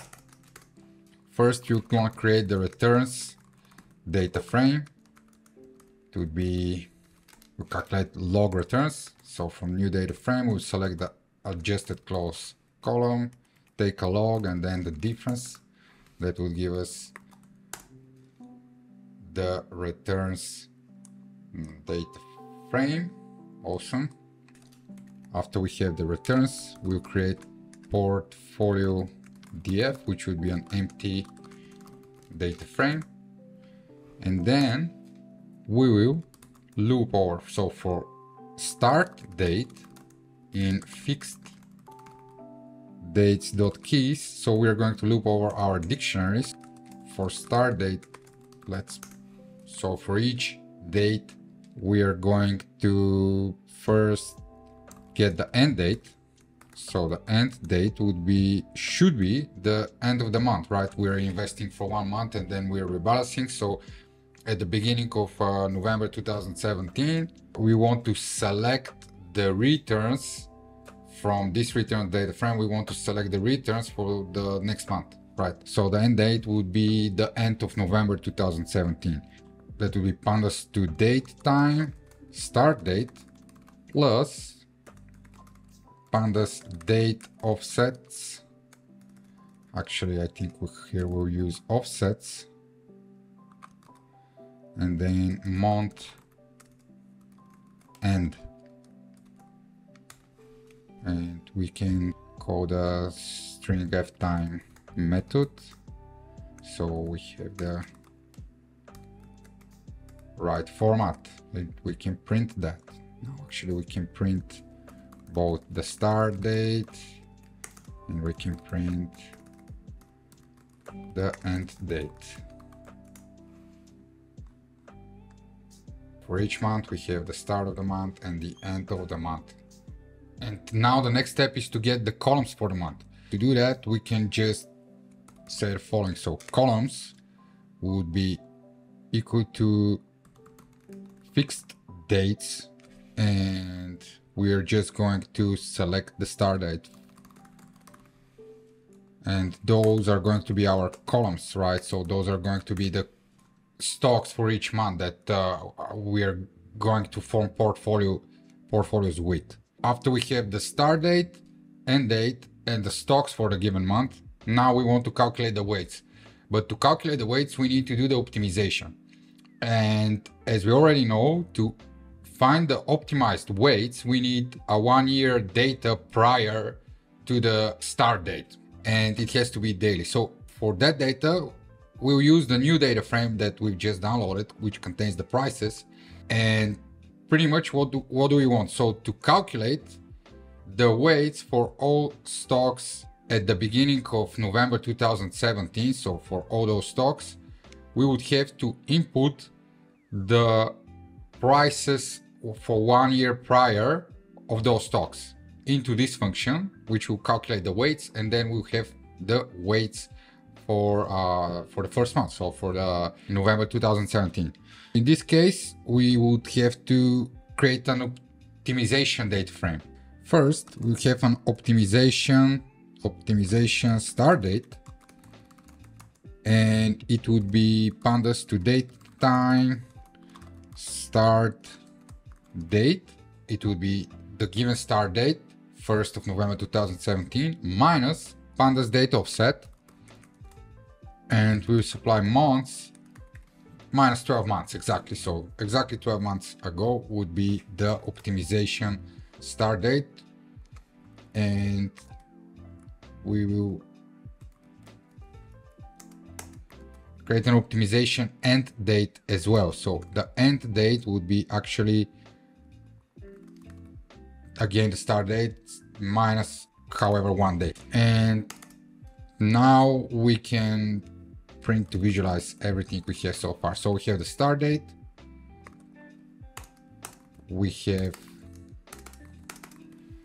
the start date, then we have the end date, then we have the stocks that would be included in a given month, then we have the optimization start date and optimization end date. date of set. My bad. So date of set.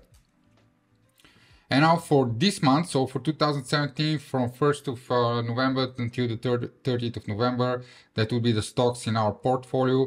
And we'll have an optimization. So to calculate the weights for those stocks, we'll have an optimization date frame, which will be for exactly 1 year prior to the starting date. So from 1st of November 2016 up to 31st of October 2017. And now the next step is to calculate the weights. For the weights, we are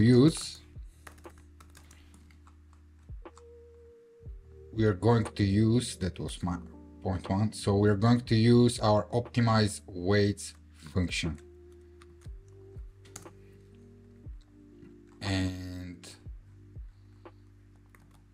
And here we have to supply the prices of the optimized weight and the lower bound, right?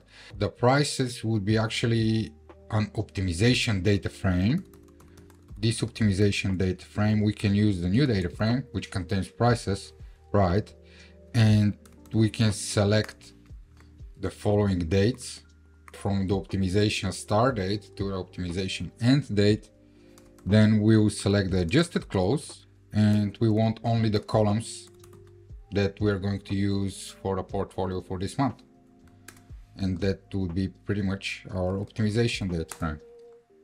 So in this case, yeah, when I run it, so that's that, because in the for loop, the last values for the start and the end date would be the last values based on the last value of the fixed date key. So it's filtering out from 3rd of October 2022 up to 29th of September 2023.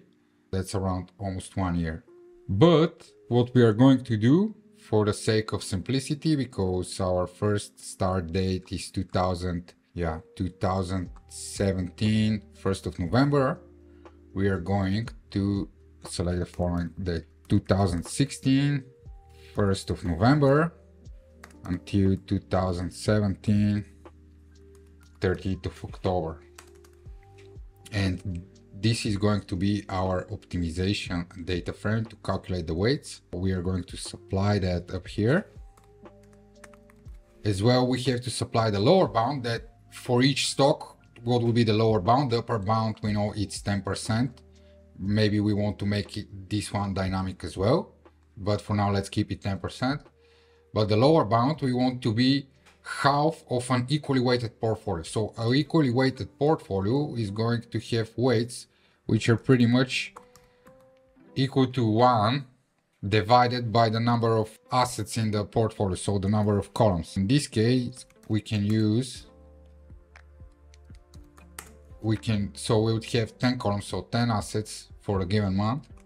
So the equally weighted portfolio would have 10% for each stock. Half of that would be the number of stocks multiplied by 2. I mean, 1 divided by the number of stocks multiplied by 2, and that will be 0.05. And now we can wrap that around in a round function. So we are always sure we have a round weight. And now we can run it to optimize our weights. However, I think that up here, our columns are actually not the right columns, because we would have to select the first optimization date. So that would be 11. This is the list of our columns. And our optimization data frame would be the following. And now we can input it here and check out the weights. This now looks quite interesting. First, let's take a look at the lower bound.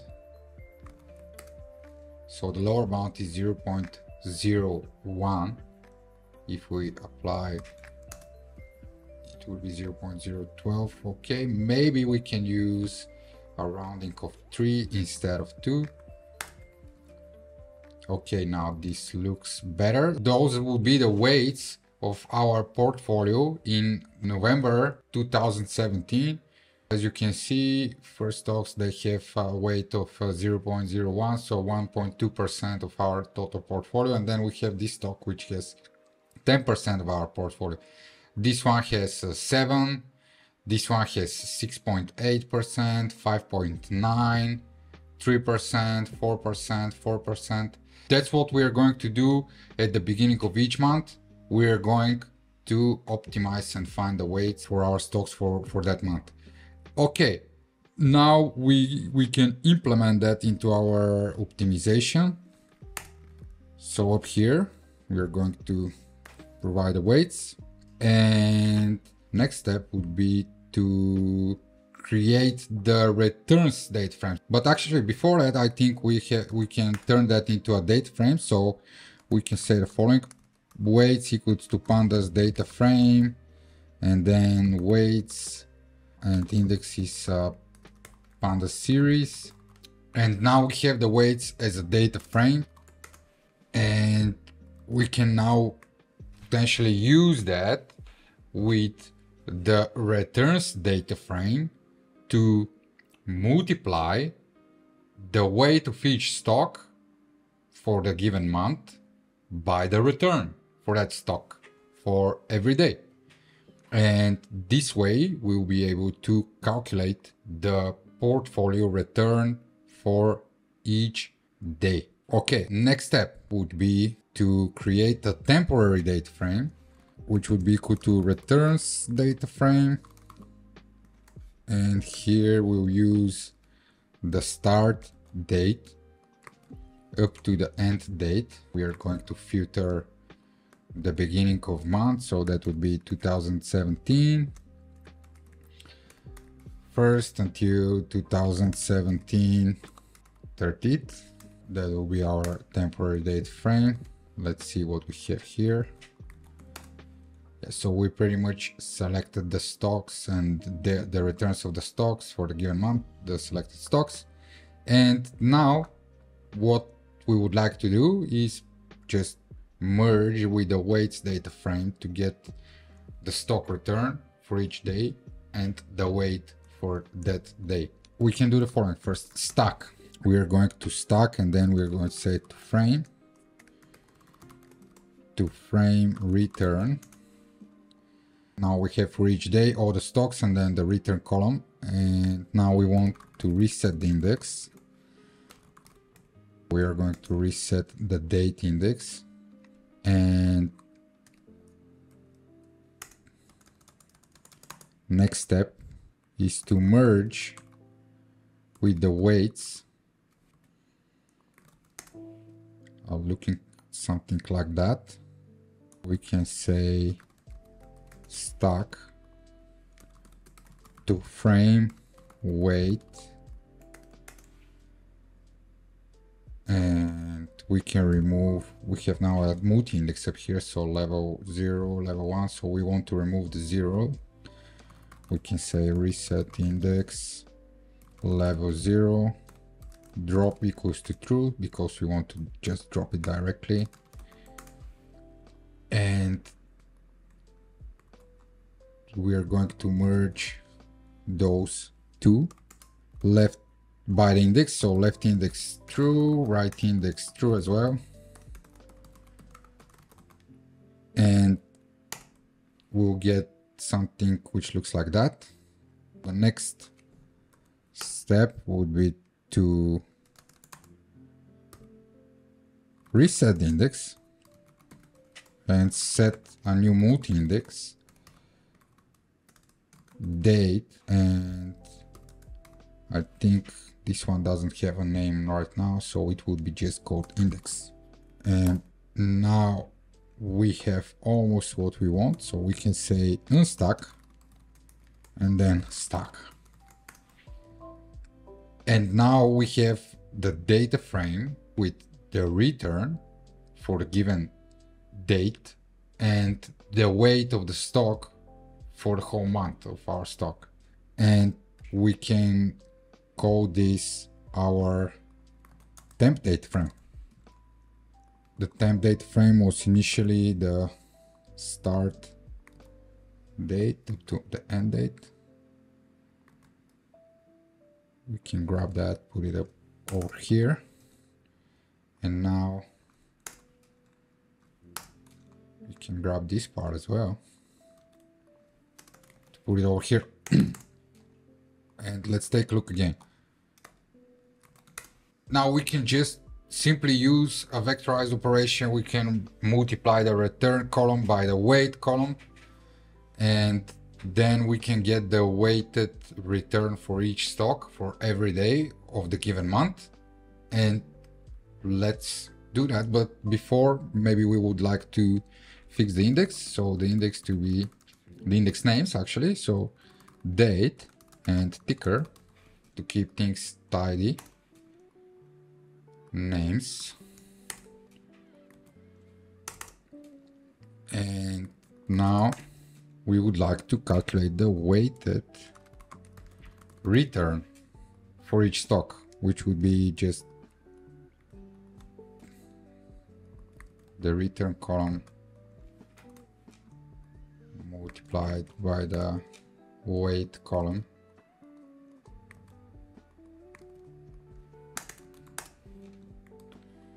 And now we have the weighted return for each day, for each stock. And the next step would be just to calculate the sum of the daily weighted return, which would be our portfolio return for the given day. And we can do that by saying the following: group by level 1 or date, level 0 or date, whatever you prefer. So weighted return dot sum.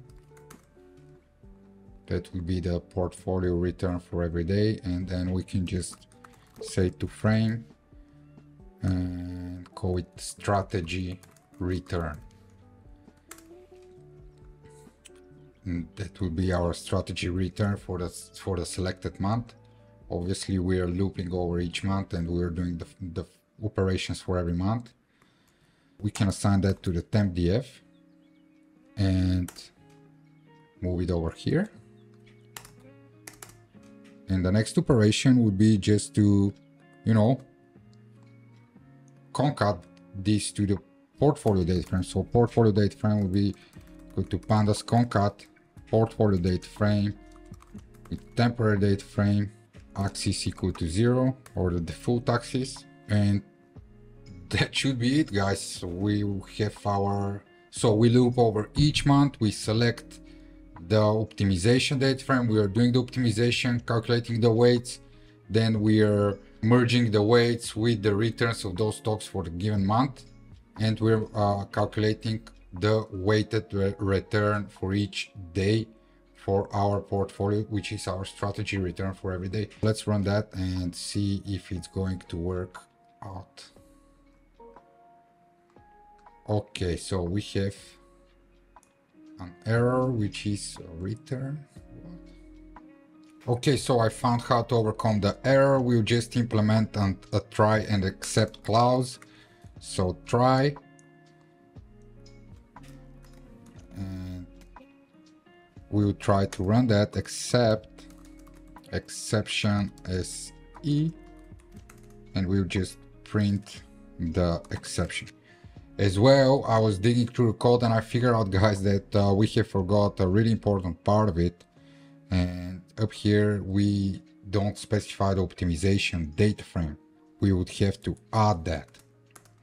The optimization data frame was pretty much our new data frame where we select the optimization start date and the optimization end date. And then we select the adjusted close and the columns for the given month.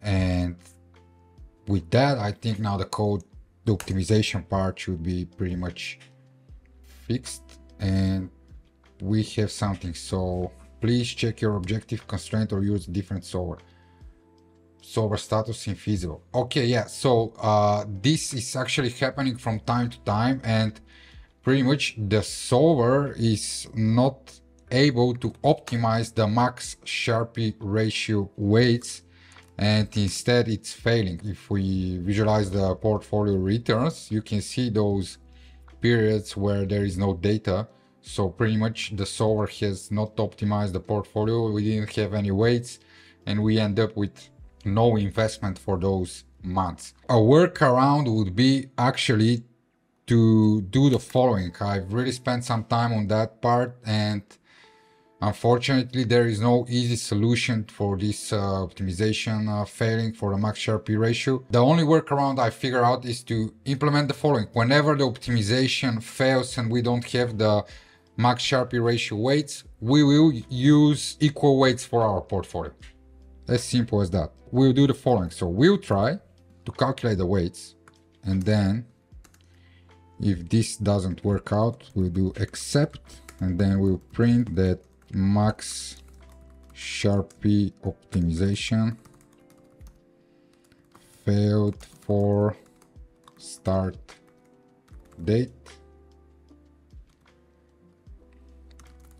continuing with equal weights.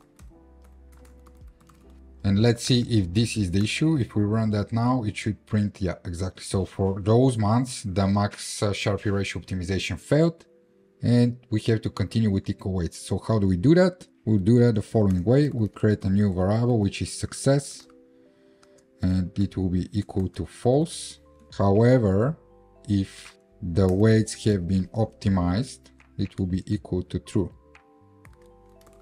All right, and then we can just do the following. So if success is false, our weights would be pretty much, we would create a pandas data frame with our weights. So pandas data frame, but let me take this out of here. Let's put it down here. We'll create a pandas data frame, and then we want equal weights, so we can just use this part right here. We want equal weights, so that will be the equal weight, right? One weight, but we want it for the number of stocks in our portfolio. So it will be for I in range len optimization df.columns. Yeah, that will be our equal weights, and then we have to supply the index, and the index would be just the columns as a list. So columns to list, and the columns would be a pandas series 0, and this would give us a data frame containing the stocks for a given month with their weight assigned as an equal weight, and we can just transpose that and have it like that. So this would be our equal weights data frame if our optimization fails, and we'll have only equal weights whenever the optimization fails. And after implementing that,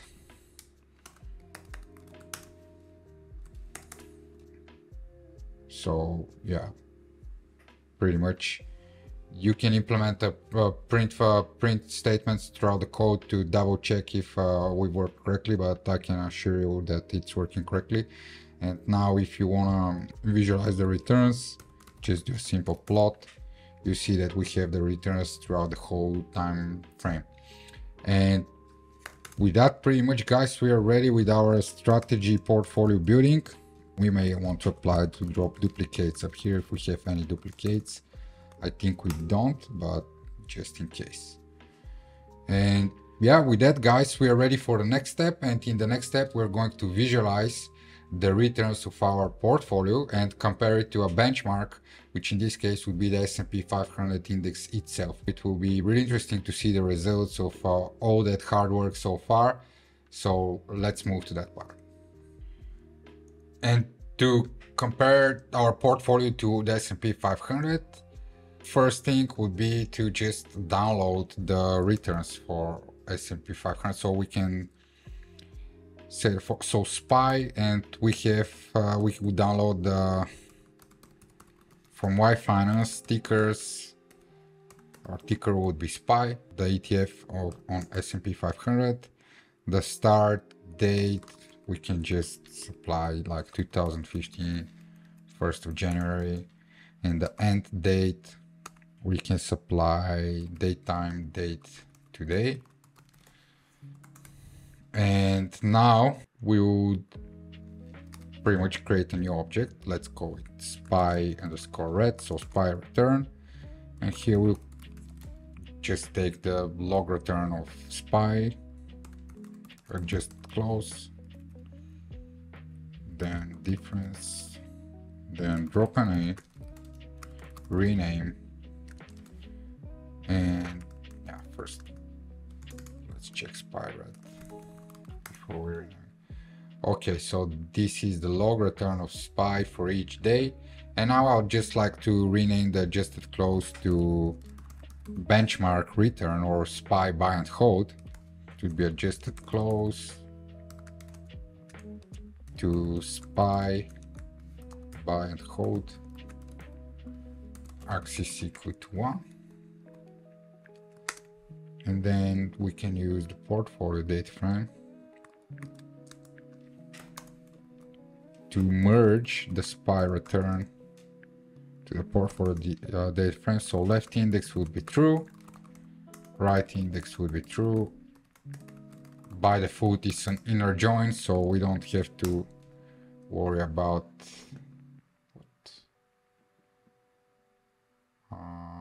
okay, so we'll just, we'll just rerun this cell, and then we'll rerun this one. And now we have the strategy return and the spy buy and hold return for the same dates. And we can move to the next step where we would like to, calculate the cumulative return for both the S&P 500 and for our strategy, and plot them to compare them in time. We'll do the following: matplotlib_style.use ggplot. I think we've done that previously, but just in case. And now we want to calculate the portfolio cumulative return. And that would be from numpy expanding window. So numpy xp log from portfolio data frame. And then after that we'll call the cumsum, and this should calculate the cumulative sum, so starting from 1, but we have to say -1.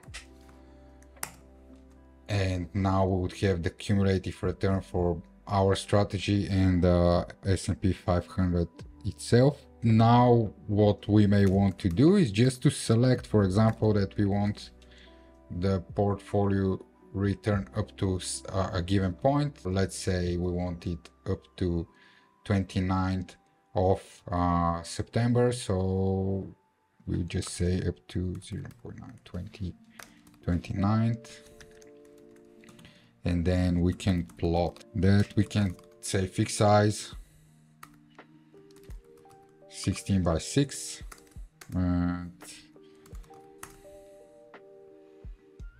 and that's pretty much that's our comparison, guys.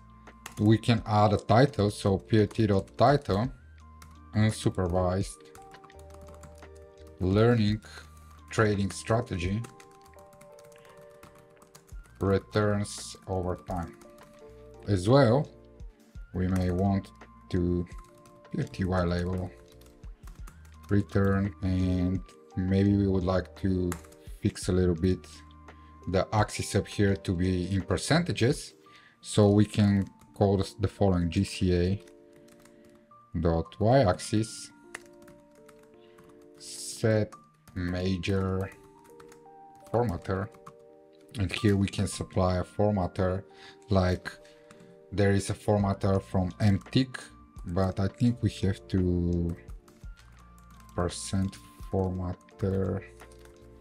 I think we have to import it up here, so we have to import from matplotlib ticker as mtick. So import map, as mtick, and this would do it. Y-axis set major formatter, And that is pretty much our strategy, guys. Up here we have selected the 150 most liquid stocks for each month. We have calculated 18 different features on each stock. Then we used a k-means clustering algorithm to assign a cluster for every stock. We supplied our custom centroid. We initialized our centroids with a custom array. And then for each month, we've optimized the portfolio to have the maximum Sharpie portfolio weights for every new month, and form this strategy using S&P 500 stocks. And now we compare to the return of the S&P 500. Nevertheless, this is not a financial advice. You shouldn't use that anyway. If you come up here and just change the logic for selecting the stocks from third cluster to zero to cluster 0, everything will be changed on the spot, and you see that the results would change dramatically as well. That's just example of how we can implement machine learning into trading strategies and forming portfolios, etc. So that's pretty much it for this strategy, and into the next one we're going to form portfolios using Twitter sentiment data. I'm looking forward to that, and let's move to the second project. In the second project, we are going to build a Twitter sentiment investing strategy. For this project, we are going to load a data set which will be available for you to download from the description of the video. There is a link where you can download the dataset used in this project and in the third project. As well, the notebook for all three projects will be available on that link too. So we will be loading this dataset containing Twitter sentiment data on stocks from Nasdaq 100. This strategy would be focused on Nasdaq 100 stocks, and we're using Twitter sentiment data. The idea here is that I would like it will be a smaller project than the first one, but I would like to show you how we can create a derivative feature from the Twitter sentiment data to create potential value for our investments. First, we'll start by importing the packages. Those are the packages we're going to use: Pandas, NumPy, Matplotlib, Datetime, Yfinance, and the operational system package. We'll import datetime as DT. That's the only thing we're going to change. And again, we're going to use ggplot as our matplotlib style. First, let's define our data folder. So this would be the path to the sentiment data file we are going to download. So it would be a CSV file. This is my folder which contains the data, and you'd have to assign the path to your folder up here. Let's load the data. So sentiment data frame would be pandas read CSV, and here we have to supply the path os.path.join data folder and the file name. So the file name is sentiment data.csv, and let's run that and see what we have here. That is the sentiment data we have. We got the date, the symbol, and the corresponding Twitter posts, Twitter comments, Twitter likes, Twitter impressions, and the Twitter sentiment. The Twitter sentiment is calculated by the methodology used by the data provider. We just use it as it is. Here, the first thing we want to fix is the date. We want the date column to be date time, so pandas to date time. And next step is to set the indexes. Again, we're going to work with the multi-index in two levels. So sentiment data frame set index. This is going to be the date and the symbol. Date and symbol. So far, so good. Now I would like to calculate a quant feature out of this data, and it would be called, actually I'm interested in the engage, the Twitter engage each stock has. Not only just the raw sentiment or the raw impressions, likes and comments, but I'm interested in the engagement that people have on the posts on Twitter for this company, because we know that there are a lot of bots on Twitter and they are messing up the data, skewing the data on some posts or some symbols. And actually I would like to have engagement ratio which may be more informative than having just the likes or the comments or the sentiment on its own. And this engagement ratio will be pretty much the Twitter comments divided by the Twitter likes. If a given company has a lot of likes but no comments, we know that this is bots activity. But if there are a lot of comments and a lot of likes as well, and actually the comments are as much as the likes or even more, we know that people are engaged on this stock. Let's calculate the engagement ratio. And this engagement ratio will be pretty much Twitter comments divided by Twitter likes. So how much are the comments compared to the likes? And that's our engagement ratio. We have this engagement ratio for each stock for every day. And now we may just want to filter out the data frame to contain only stocks that have, for example, more than a given amount of likes. So let's say we want stocks that have more than 20 likes for a given day and more than 10 comments on a given day, because otherwise it's just random noise. So Twitter likes, we would like to have more than 20 likes, and we would like a stock to have more than 10 columns to be kept into our investment universe. And with that, we are pretty much ready with the first step.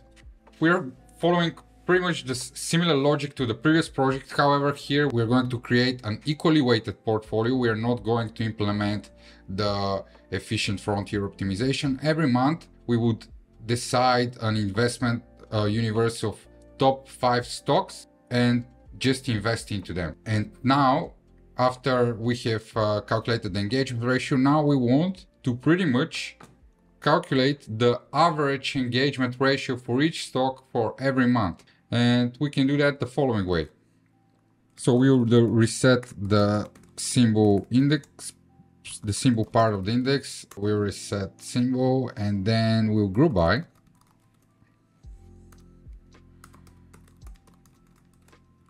We'll group by for every month and every stock. We'll group by on the monthly level and the symbol level. And then we're going to, maybe we can put that into brackets. And then we're going to select the engagement ratio column and calculate the average engagement ratio for the whole month, pretty much.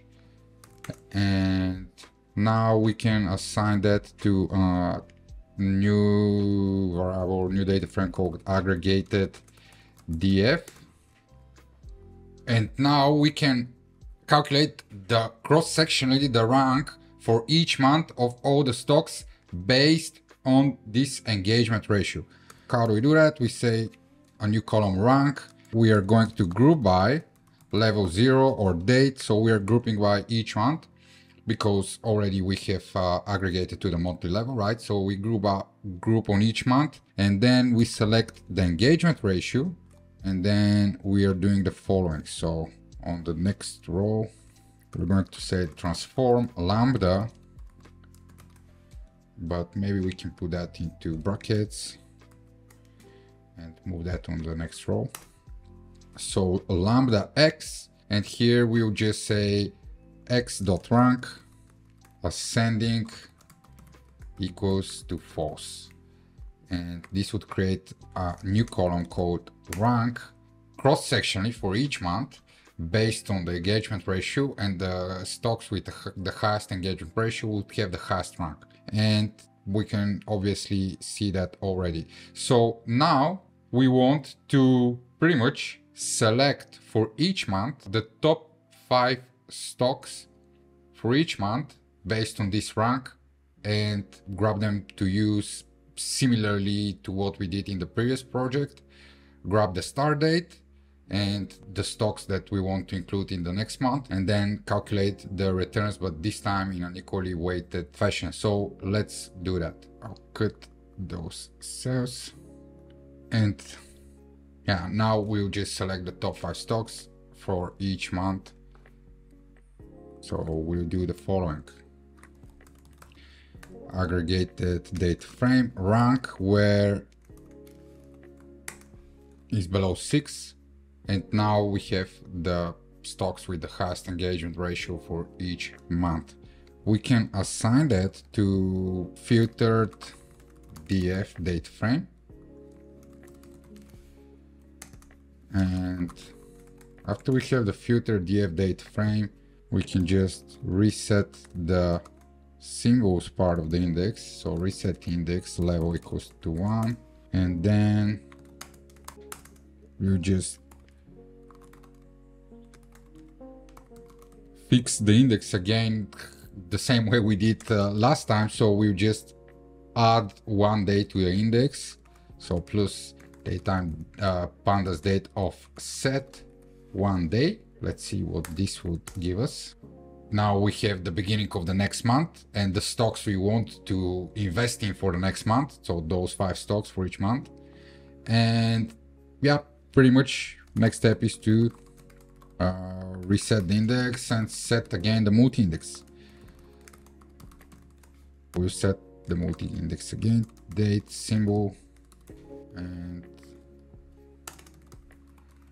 visualize the top 20 rows. So far so good. Now for the beginning of each new month, we have the top 5 stocks by engagement ratio. And now we would like to create the fixed dates object like we did in the first project. From dates would be equal to filter date frame, index get level values, date, and here, yeah, unique and to list. So we make a list. And fixed dates would be again a dictionary, empty dictionary for the dates. Pretty much we are following the exact same logic we did in the previous project, so it's quite straightforward. I hope this time for you guys. However, yeah, in this project we are not doing the efficient frontier optimization, just rather use a weekly weighted portfolio. The idea here is to show you how we can extract value from different data sets. And yeah, as you can see now, for each new month we have the list of 5 stocks we are going to invest in. And the next step would be to download the fresh prices. To do that, we can first create our stocks list. It would be equal to sentiment data frame dot index get level values symbol, and again dot unique to list. This is our stock list, and we can create a new data frame prices df where we are going to download again from Yahoo Finance. Our start date we can use, as you can see, we can use just the 1st of January 2021 to be sure we have enough prices. And the end date would be 2023 1st of March. So 2023 1st of March. Awesome. After we have our list of stocks for each month and the prices, we can move to the next step where we are going to calculate the portfolio returns following similar logic to what we did in the last section. So from prices df, we can select the adjusted close column and calculate the log returns for each stock. And yeah, pretty much call that returns date frame. So after, and we can drop the NA values in the end. After we have the returns, we can now create portfolio date frame, which is just an empty date frame. And for start date, in fixed dates dot keys, print start date, just to visualize what we have so far. So for each month we have the start date, and now we want the end date for our portfolio. So end date would be pandas to date time,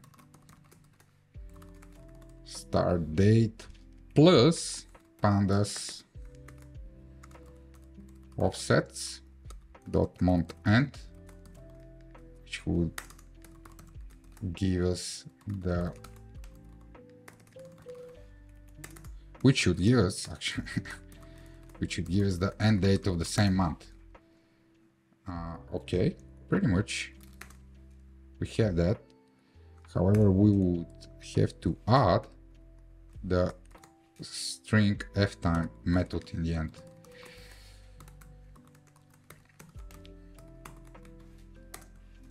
Like that. That's pretty awesome. So what was the next step? The next step was to select the columns for the given month. That would be the stocks we are going to invest for that month, and these would be fixed dates, start date. So for each month, the stocks we have to invest for that month. And now we can create our temp date frame, where we would be calculating the equally weighted return for our portfolio for every day. This would be returns date frame. Here we'll say from start date to the end date. And then for the selected columns, we're going to calculate the mean, the average by columns. So the average daily return, and we call that in the end, we say to frame, and then portfolio return. Next step would be just for each month to concat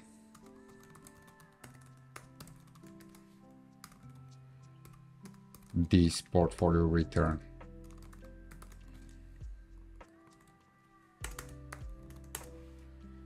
And with that, we have calculated the equally weighted portfolio return for every month for those stocks we have selected using our methodology about aggregated monthly average engagement ratio for every stock, and then ranked cross-sectionally.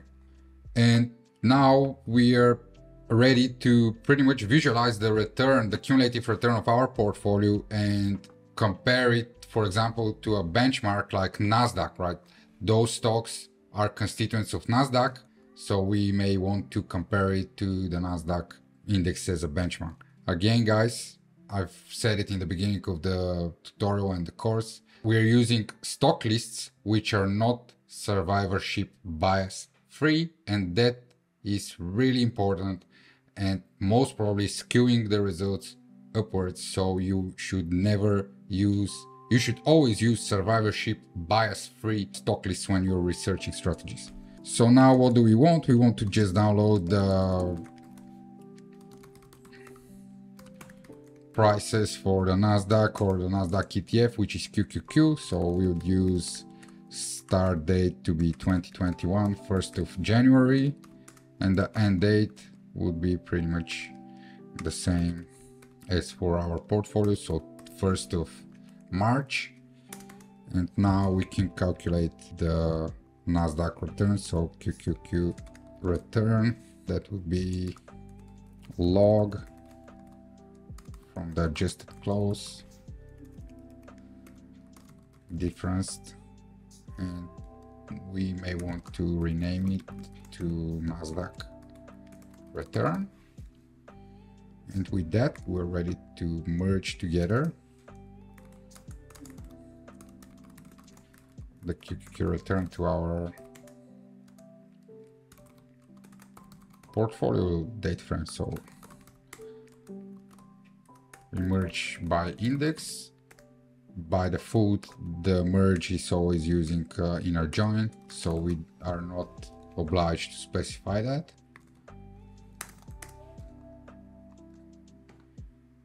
Or maybe we are. No, we are not. And Now we have the portfolio return for every day and the Nasdaq return for every day. And the next step would be to just visualize. So we can say the following: portfolios cumulative return will be equal to, we'll calculate that in a NumPy expanding window where we take a log from the return of both portfolios, and then we apply the cumulative sum over the whole expanding window. So for each new addition, we run the cumulative sum. In the end, we have to subtract 1, and that's pretty much ready for plotting. So we create a plot with a fixed size equal to 16 and 6, and we can set a title like Twitter engagement ratio strategy return over time. As well, BATGCA y-axis, set major formatter. That would set the y-axis to be a percentage.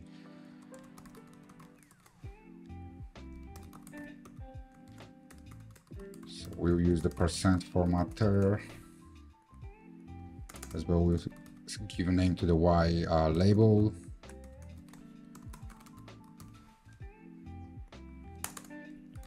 And we just run beauty show.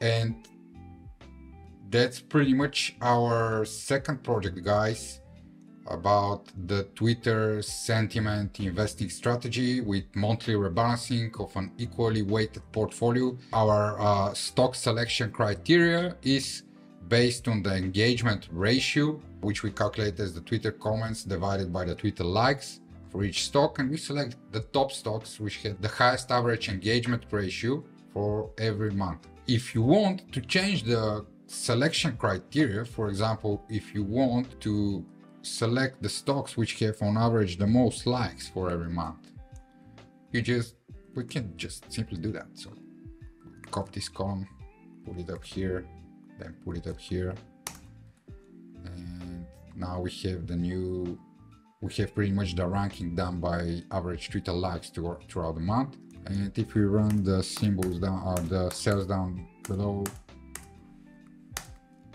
it will be redone using the likes. And yeah, as you can see, when we use the likes, our strategy underperforms. However, if you use the comments, maybe we can try with the comments to see what would be the results with the comments.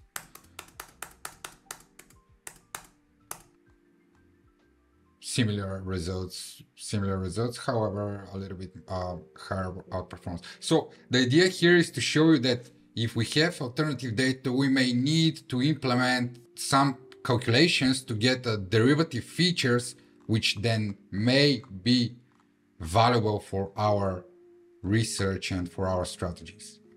That is the main idea here. And if we return the engagement ratio, we run the whole thing, we are able to see the difference in the results. Obviously, the engagement ratio, by using the engagement ratio, we've created a little bit of value above the Nasdaq itself. And that is pretty much it about the second project. And we are able to now move to the third project, where we are going to create intraday trading strategy on a simulated one asset data using a GARCH model, so a model to predict the 1 day ahead volatility. And it will be a really interesting one. So I'm really excited to move to the third project, and let's get into it. In the third project, we are creating an intraday strategy using GARCH model. We are going to use simulated daily data and simulated intraday 5-minute data on a single asset, and we are going to create two signals on two different time frames, on the daily level and on the intraday level. So on the daily level, our signal would be driven by the GARCH model volatility prediction. We are going to fit in a rolling window for every day a GARCH model and predict the volatility for the next day. And from that, we're going to calculate the prediction premium and derive our daily signal out of that. On the intraday level, we are going to calculate technical indicators and create a signal following a intraday price action pattern and merge with the daily signal and calculate our final signal intraday only for those days where simultaneously we have the intraday and the daily signal. And whenever we have the intraday signal, we are going either into a long or into a short position, and we're holding until the end of the day. And that's pretty much the strategy, guys.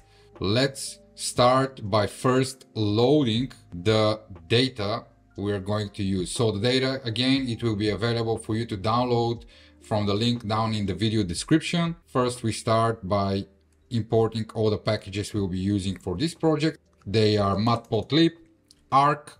We'll use the arc project for the GARCH model, then pandas, numpy, and the operation system package. Again, our data folder, you have to provide the path to your data folder, and we can start by loading the data. So daily data frame would be pandas read CSV, ospat join, and then the daily data frame, which is simulated daily data.csv, and this would be our daily data. Here we would have to fix the date. We use pandas to datetime, and we supply the date as well. Then we are going to set the index to the daily date frame to be the date.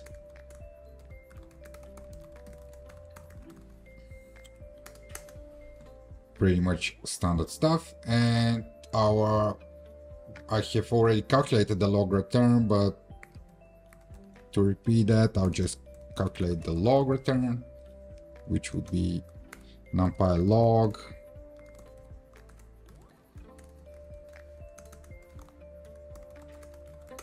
from the adjusted close, and then we just do the dot difference method. And so far so good. That's our daily data, and our intraday data would be intraday 5-minute DF.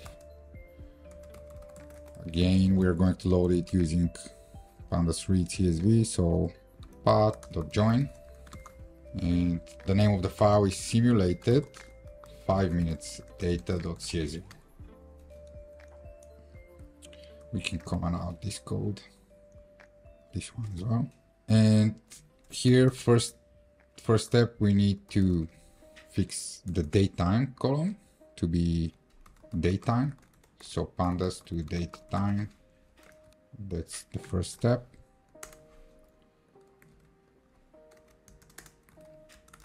Then we want to assign it as an index.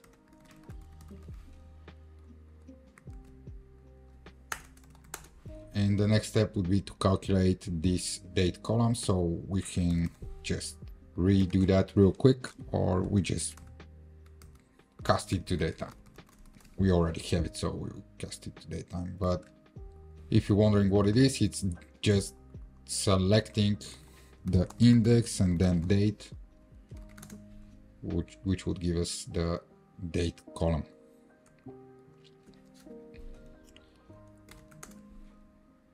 And with that, we're pretty much ready with loading our daily and intraday 5-minute data, and we're ready to move to the second step.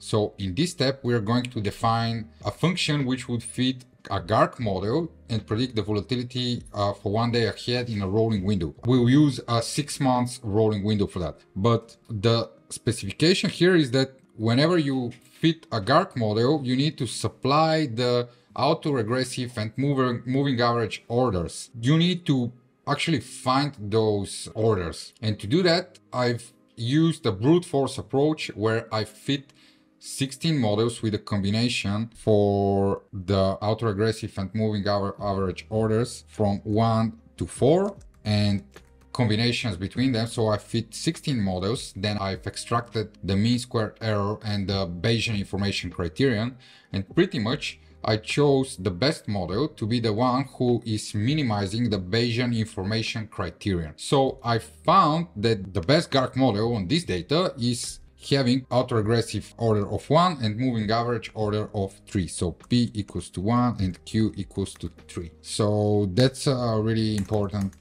clarification. First, you start by calculating on the daily date frame the variance, or actually the rolling 6 months variance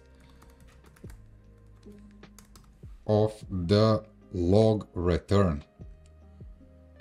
That would be the variance.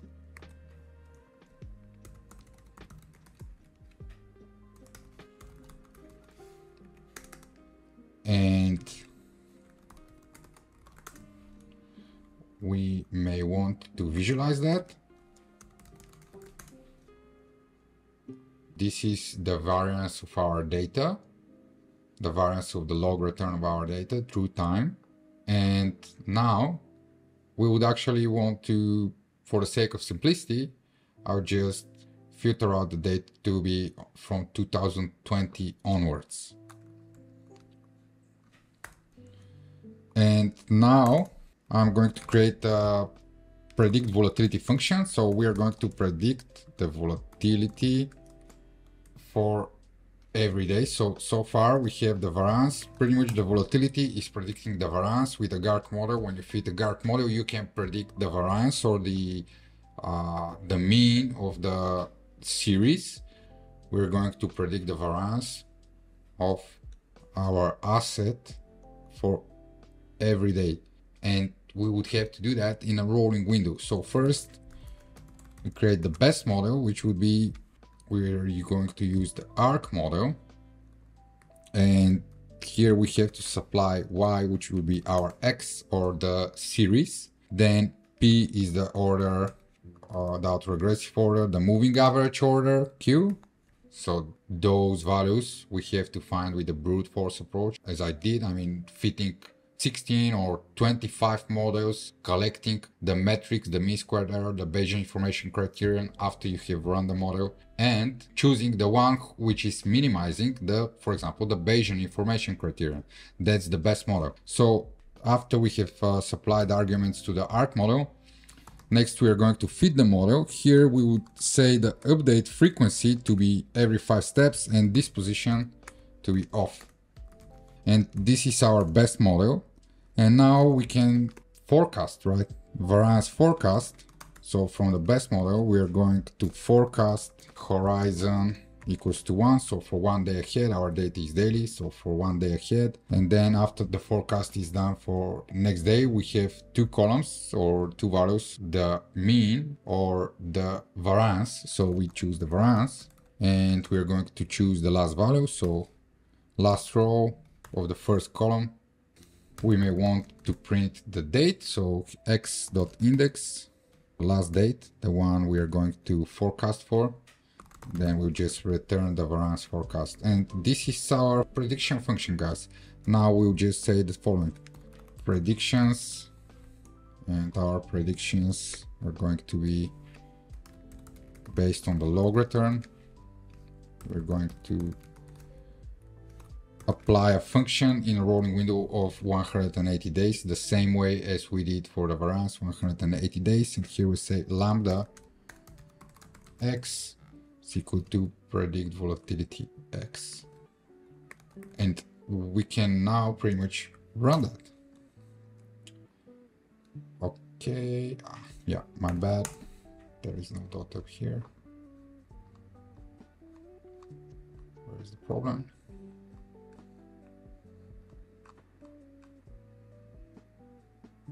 Okay, I think, yeah, it's iLock here, and this will now just run in a rolling window, fit the best GARCH model. We know that the best GARCH model for our data is autoregressive order of 1, moving average order of 3.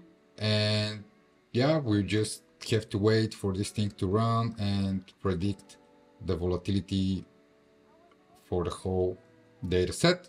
After we are done with that, we will move to the next step, where we are going to calculate the prediction premium and form a daily signal out of it.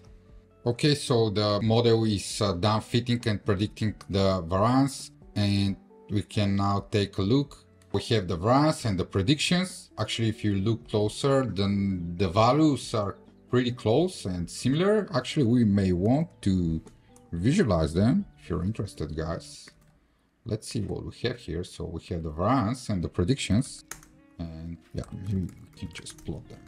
So the variance is more stable than the predictions, and as you can see, the predictions are exploding here or there, but we may deal with that if we apply a rolling average or a comma filter model on the predictions. They will smooth them out considerably. However, for the sake of this strategy and this course, I'm not going to implement that, but usually you may think about it, you know, like signal reduction techniques. Okay, so the next step, we are going to calculate feature called prediction premium. And after we have the prediction premium, we'll calculate the 6 months rolling standard deviation of that prediction premium. And from there, we'll be able to calculate and create our daily signal. The prediction premium would be a very simple formula. It would be equal to predictions minus, so from the predictions, we're going to subtract the variance, and then we're going to scale the whole thing by the variance itself. It's a simple formula. Then we're going to calculate the premium standard deviation. Premium standard deviation, which would be just a rolling 6 months standard deviation. And let's run that and see what we have. Now we have the prediction premium. Let's visualize it real quick. So this is the prediction premium, and we have the standard deviation of this prediction premium. Awesome. From now on, we can create our daily signal, right? So our signal daily would be the following. Our daily signal will calculate by doing apply lambda over each row. We have 1 if prediction premium is higher than the premium standard deviation multiplied by 1.5. So 1.5 if the prediction premium is higher than 1.5 standard deviations. Then we have a long signal, or 1. Else, we would have -1 if the prediction premium is smaller than -1.5 standard deviations. And here we have to say the following: else NP none, and then we'll do that for axis equal to 1. We're doing that for each row, right? Let's see what this would give us. This would create this signal daily column. So whenever, you know, the prediction premium is higher than 1.5 standard deviations or lower than 1.5 standard deviations, we get the signal. We may want to explore that a little bit. Equals to 1. We have quite some signals for long, but actually, you know what? We may do the following. We may just plot a histogram instead of, you know, observing the... We want to understand how much short and how much long signals we have. So kind histogram and then plt.show. This would create a histogram, and we'll be able to understand how many. Okay, so what is the problem?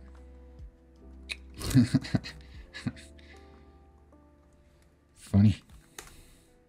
Okay, so now we can see that we have around 50 long signals and then around 35 short signals.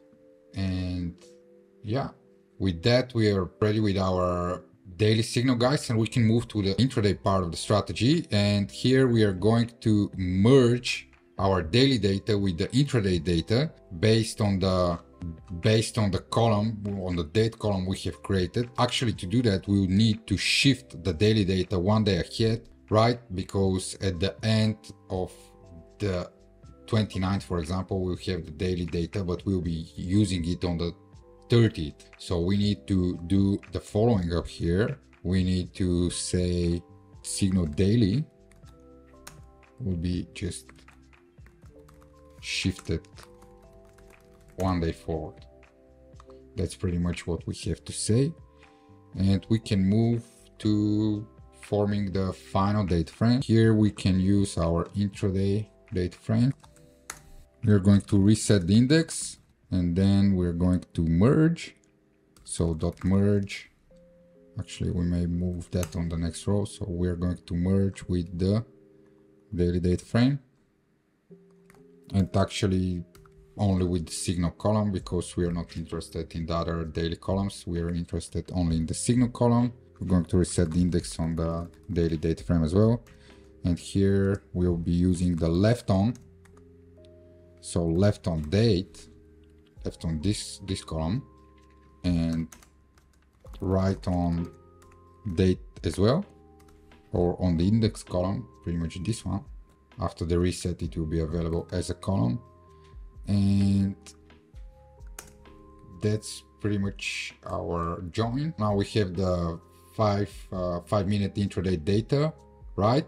And we have the daily signal derived by the GARCH volatility prediction. Now we may just want to set the index to be the daytime again, and that's pretty much our final date frame.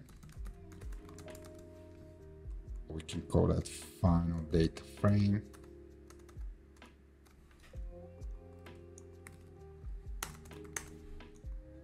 You can comment that out. Okay, so now we want to drop those two columns. We don't need those two date columns, so we'll say the following: final df dot drop, and yeah, we'll drop date and date.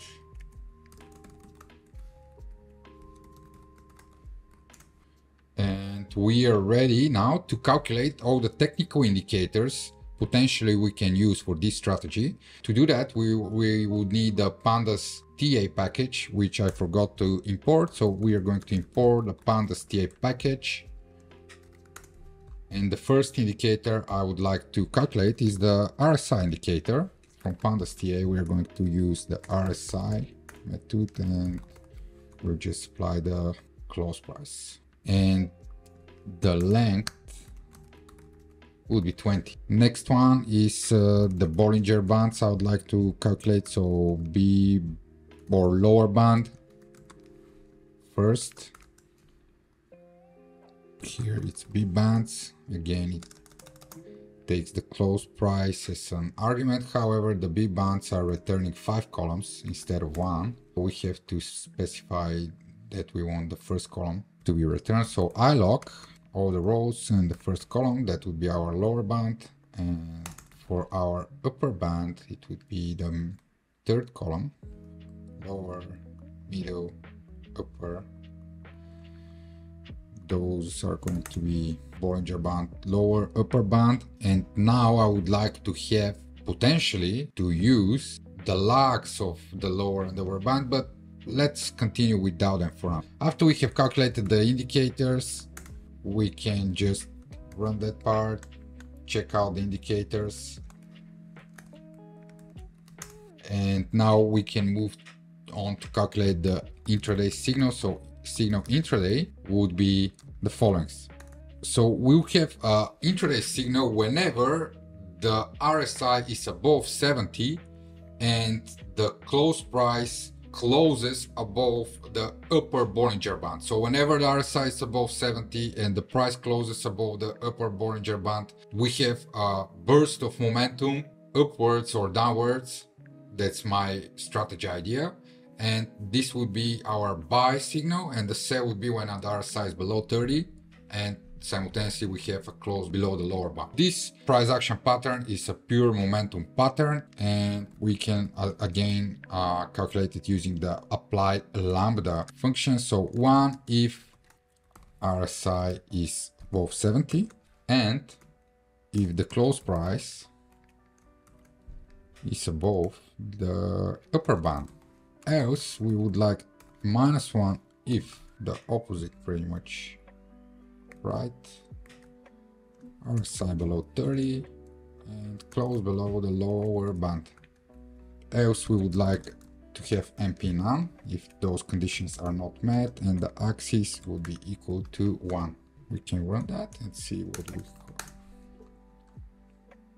We have a small error up here. Why? Okay, so there's something wrong with our data. We can call the info and everything is float. What is the problem here, guys?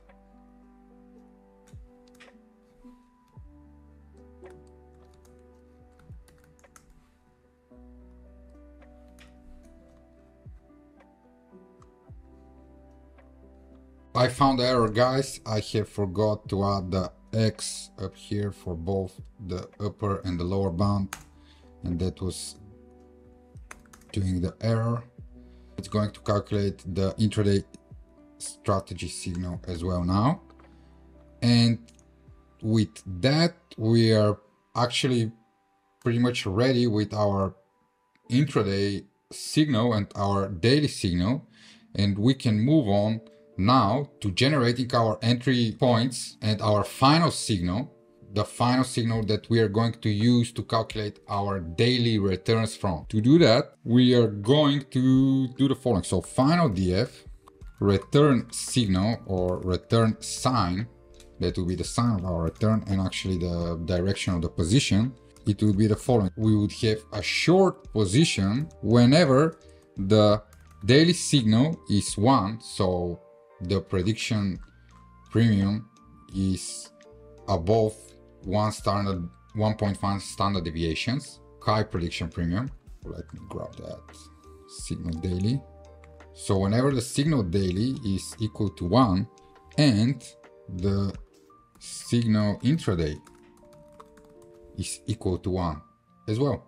The intraday situation is that the price is super overextended, RSI above 70, and simultaneously the close is above the upper Bollinger Band. So I assume a mean reversion, and on the day we know that the prediction premium, the volatility is above the rolling standard deviation or 1.5 rolling standard deviations. Whenever we have those conditions met, we are going into a short position, else we are going into a long position whenever we have the opposite. So both the daily signal and the intraday signal are -1, and else we have MP none,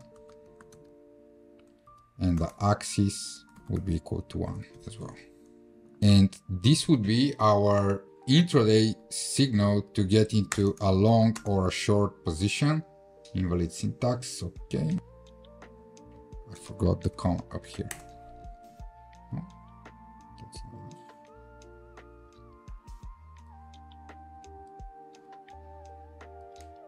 Okay, I'm not sure, guys, what's the problem here, but all right, I think I had forgotten this else. Okay, now we have the intraday signal for each position. My idea here is the following. So whenever intraday, whenever in a given day, we have this signal, the first trigger of that position, we are going into a position and we will be holding for the whole day. So the first time it can be in 10 o'clock, but we can have another signal in the same day at 5 o'clock. We don't care about the second one. We are going into full position on the first one and we are going to hold for the whole day. In this return sign column, whenever we have the first occurrence of the signal, what do we want to do? We want to forward fill until the end of the day the same position sign. To do that, we can use the following trick. Return sign would be, first let's explore what we have.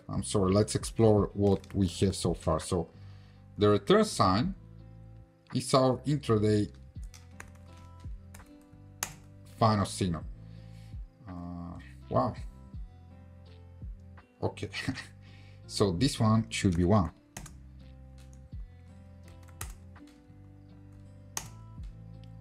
All right, so whenever we have to go into a long position, we have long signal. Right here, the return sign.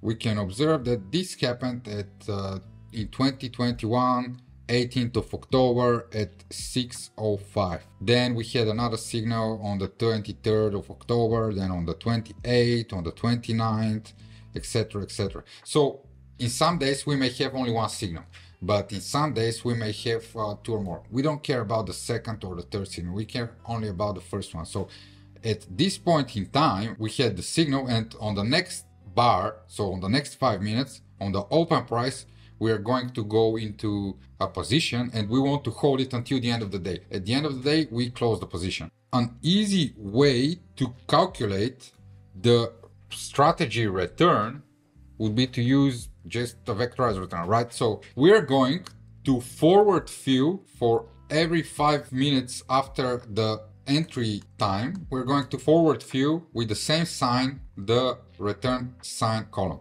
How do you do that? Find a df.group by, find as grouper. We are going to group for every day. We are going to group on a daily basis. We are going to select the return sign, and now we'll use the transform method. And because we have supplied 1 or MP none, we are able to use the transform method and do lambda x forward fill. And this would now forward fill this value until the end of the day for every day where we have a value. It will be done by the first occurrence of the value. After we run that, we can now select where the return is equal to 1, where we have the entry signal. And as you can see, now we have the first signal at 6:05, 6:10, 6:15, etc., etc., until the end of the day. We can now calculate the 5 minutes returns, shift them backwards with 1 row for every day, and multiply the return sign column by the signal intraday. Let's do that right now. That would be the following. Return percent change, and we would like to get the forward return, right? So forward return, and this would be equal to our return column shifted. We don't need to apply group by daily here because our data is continuous. It's 5 minutes data, but it's from the beginning of the day until the end of the day. It is continuous for every day, including the weekends. And that's why we can just calculate the 5 minute return and then shift it backwards with 1 row. And our final strategy return will be the following. So strategy return would be equal to final date frame forward return multiplied by the return sign. That would be our strategy return, but it would be on the 5 minute level. So we want to get the daily strategy return. So we'll calculate daily return data frame, and it would be the final data frame dot group by. We're grouping on the daily basis. So for every day, we're going to group by, select the strategy return column, and just sum it. After we have the daily return data frame, we can move on to the final step, and we'll just calculate the strategy cumulative return. That would be equal to expanding window, so numpy expand log, and then cumulative sum, and we just subtract 1 in the end, and we can plot the strategy return. We set title to be intraday strategy returns.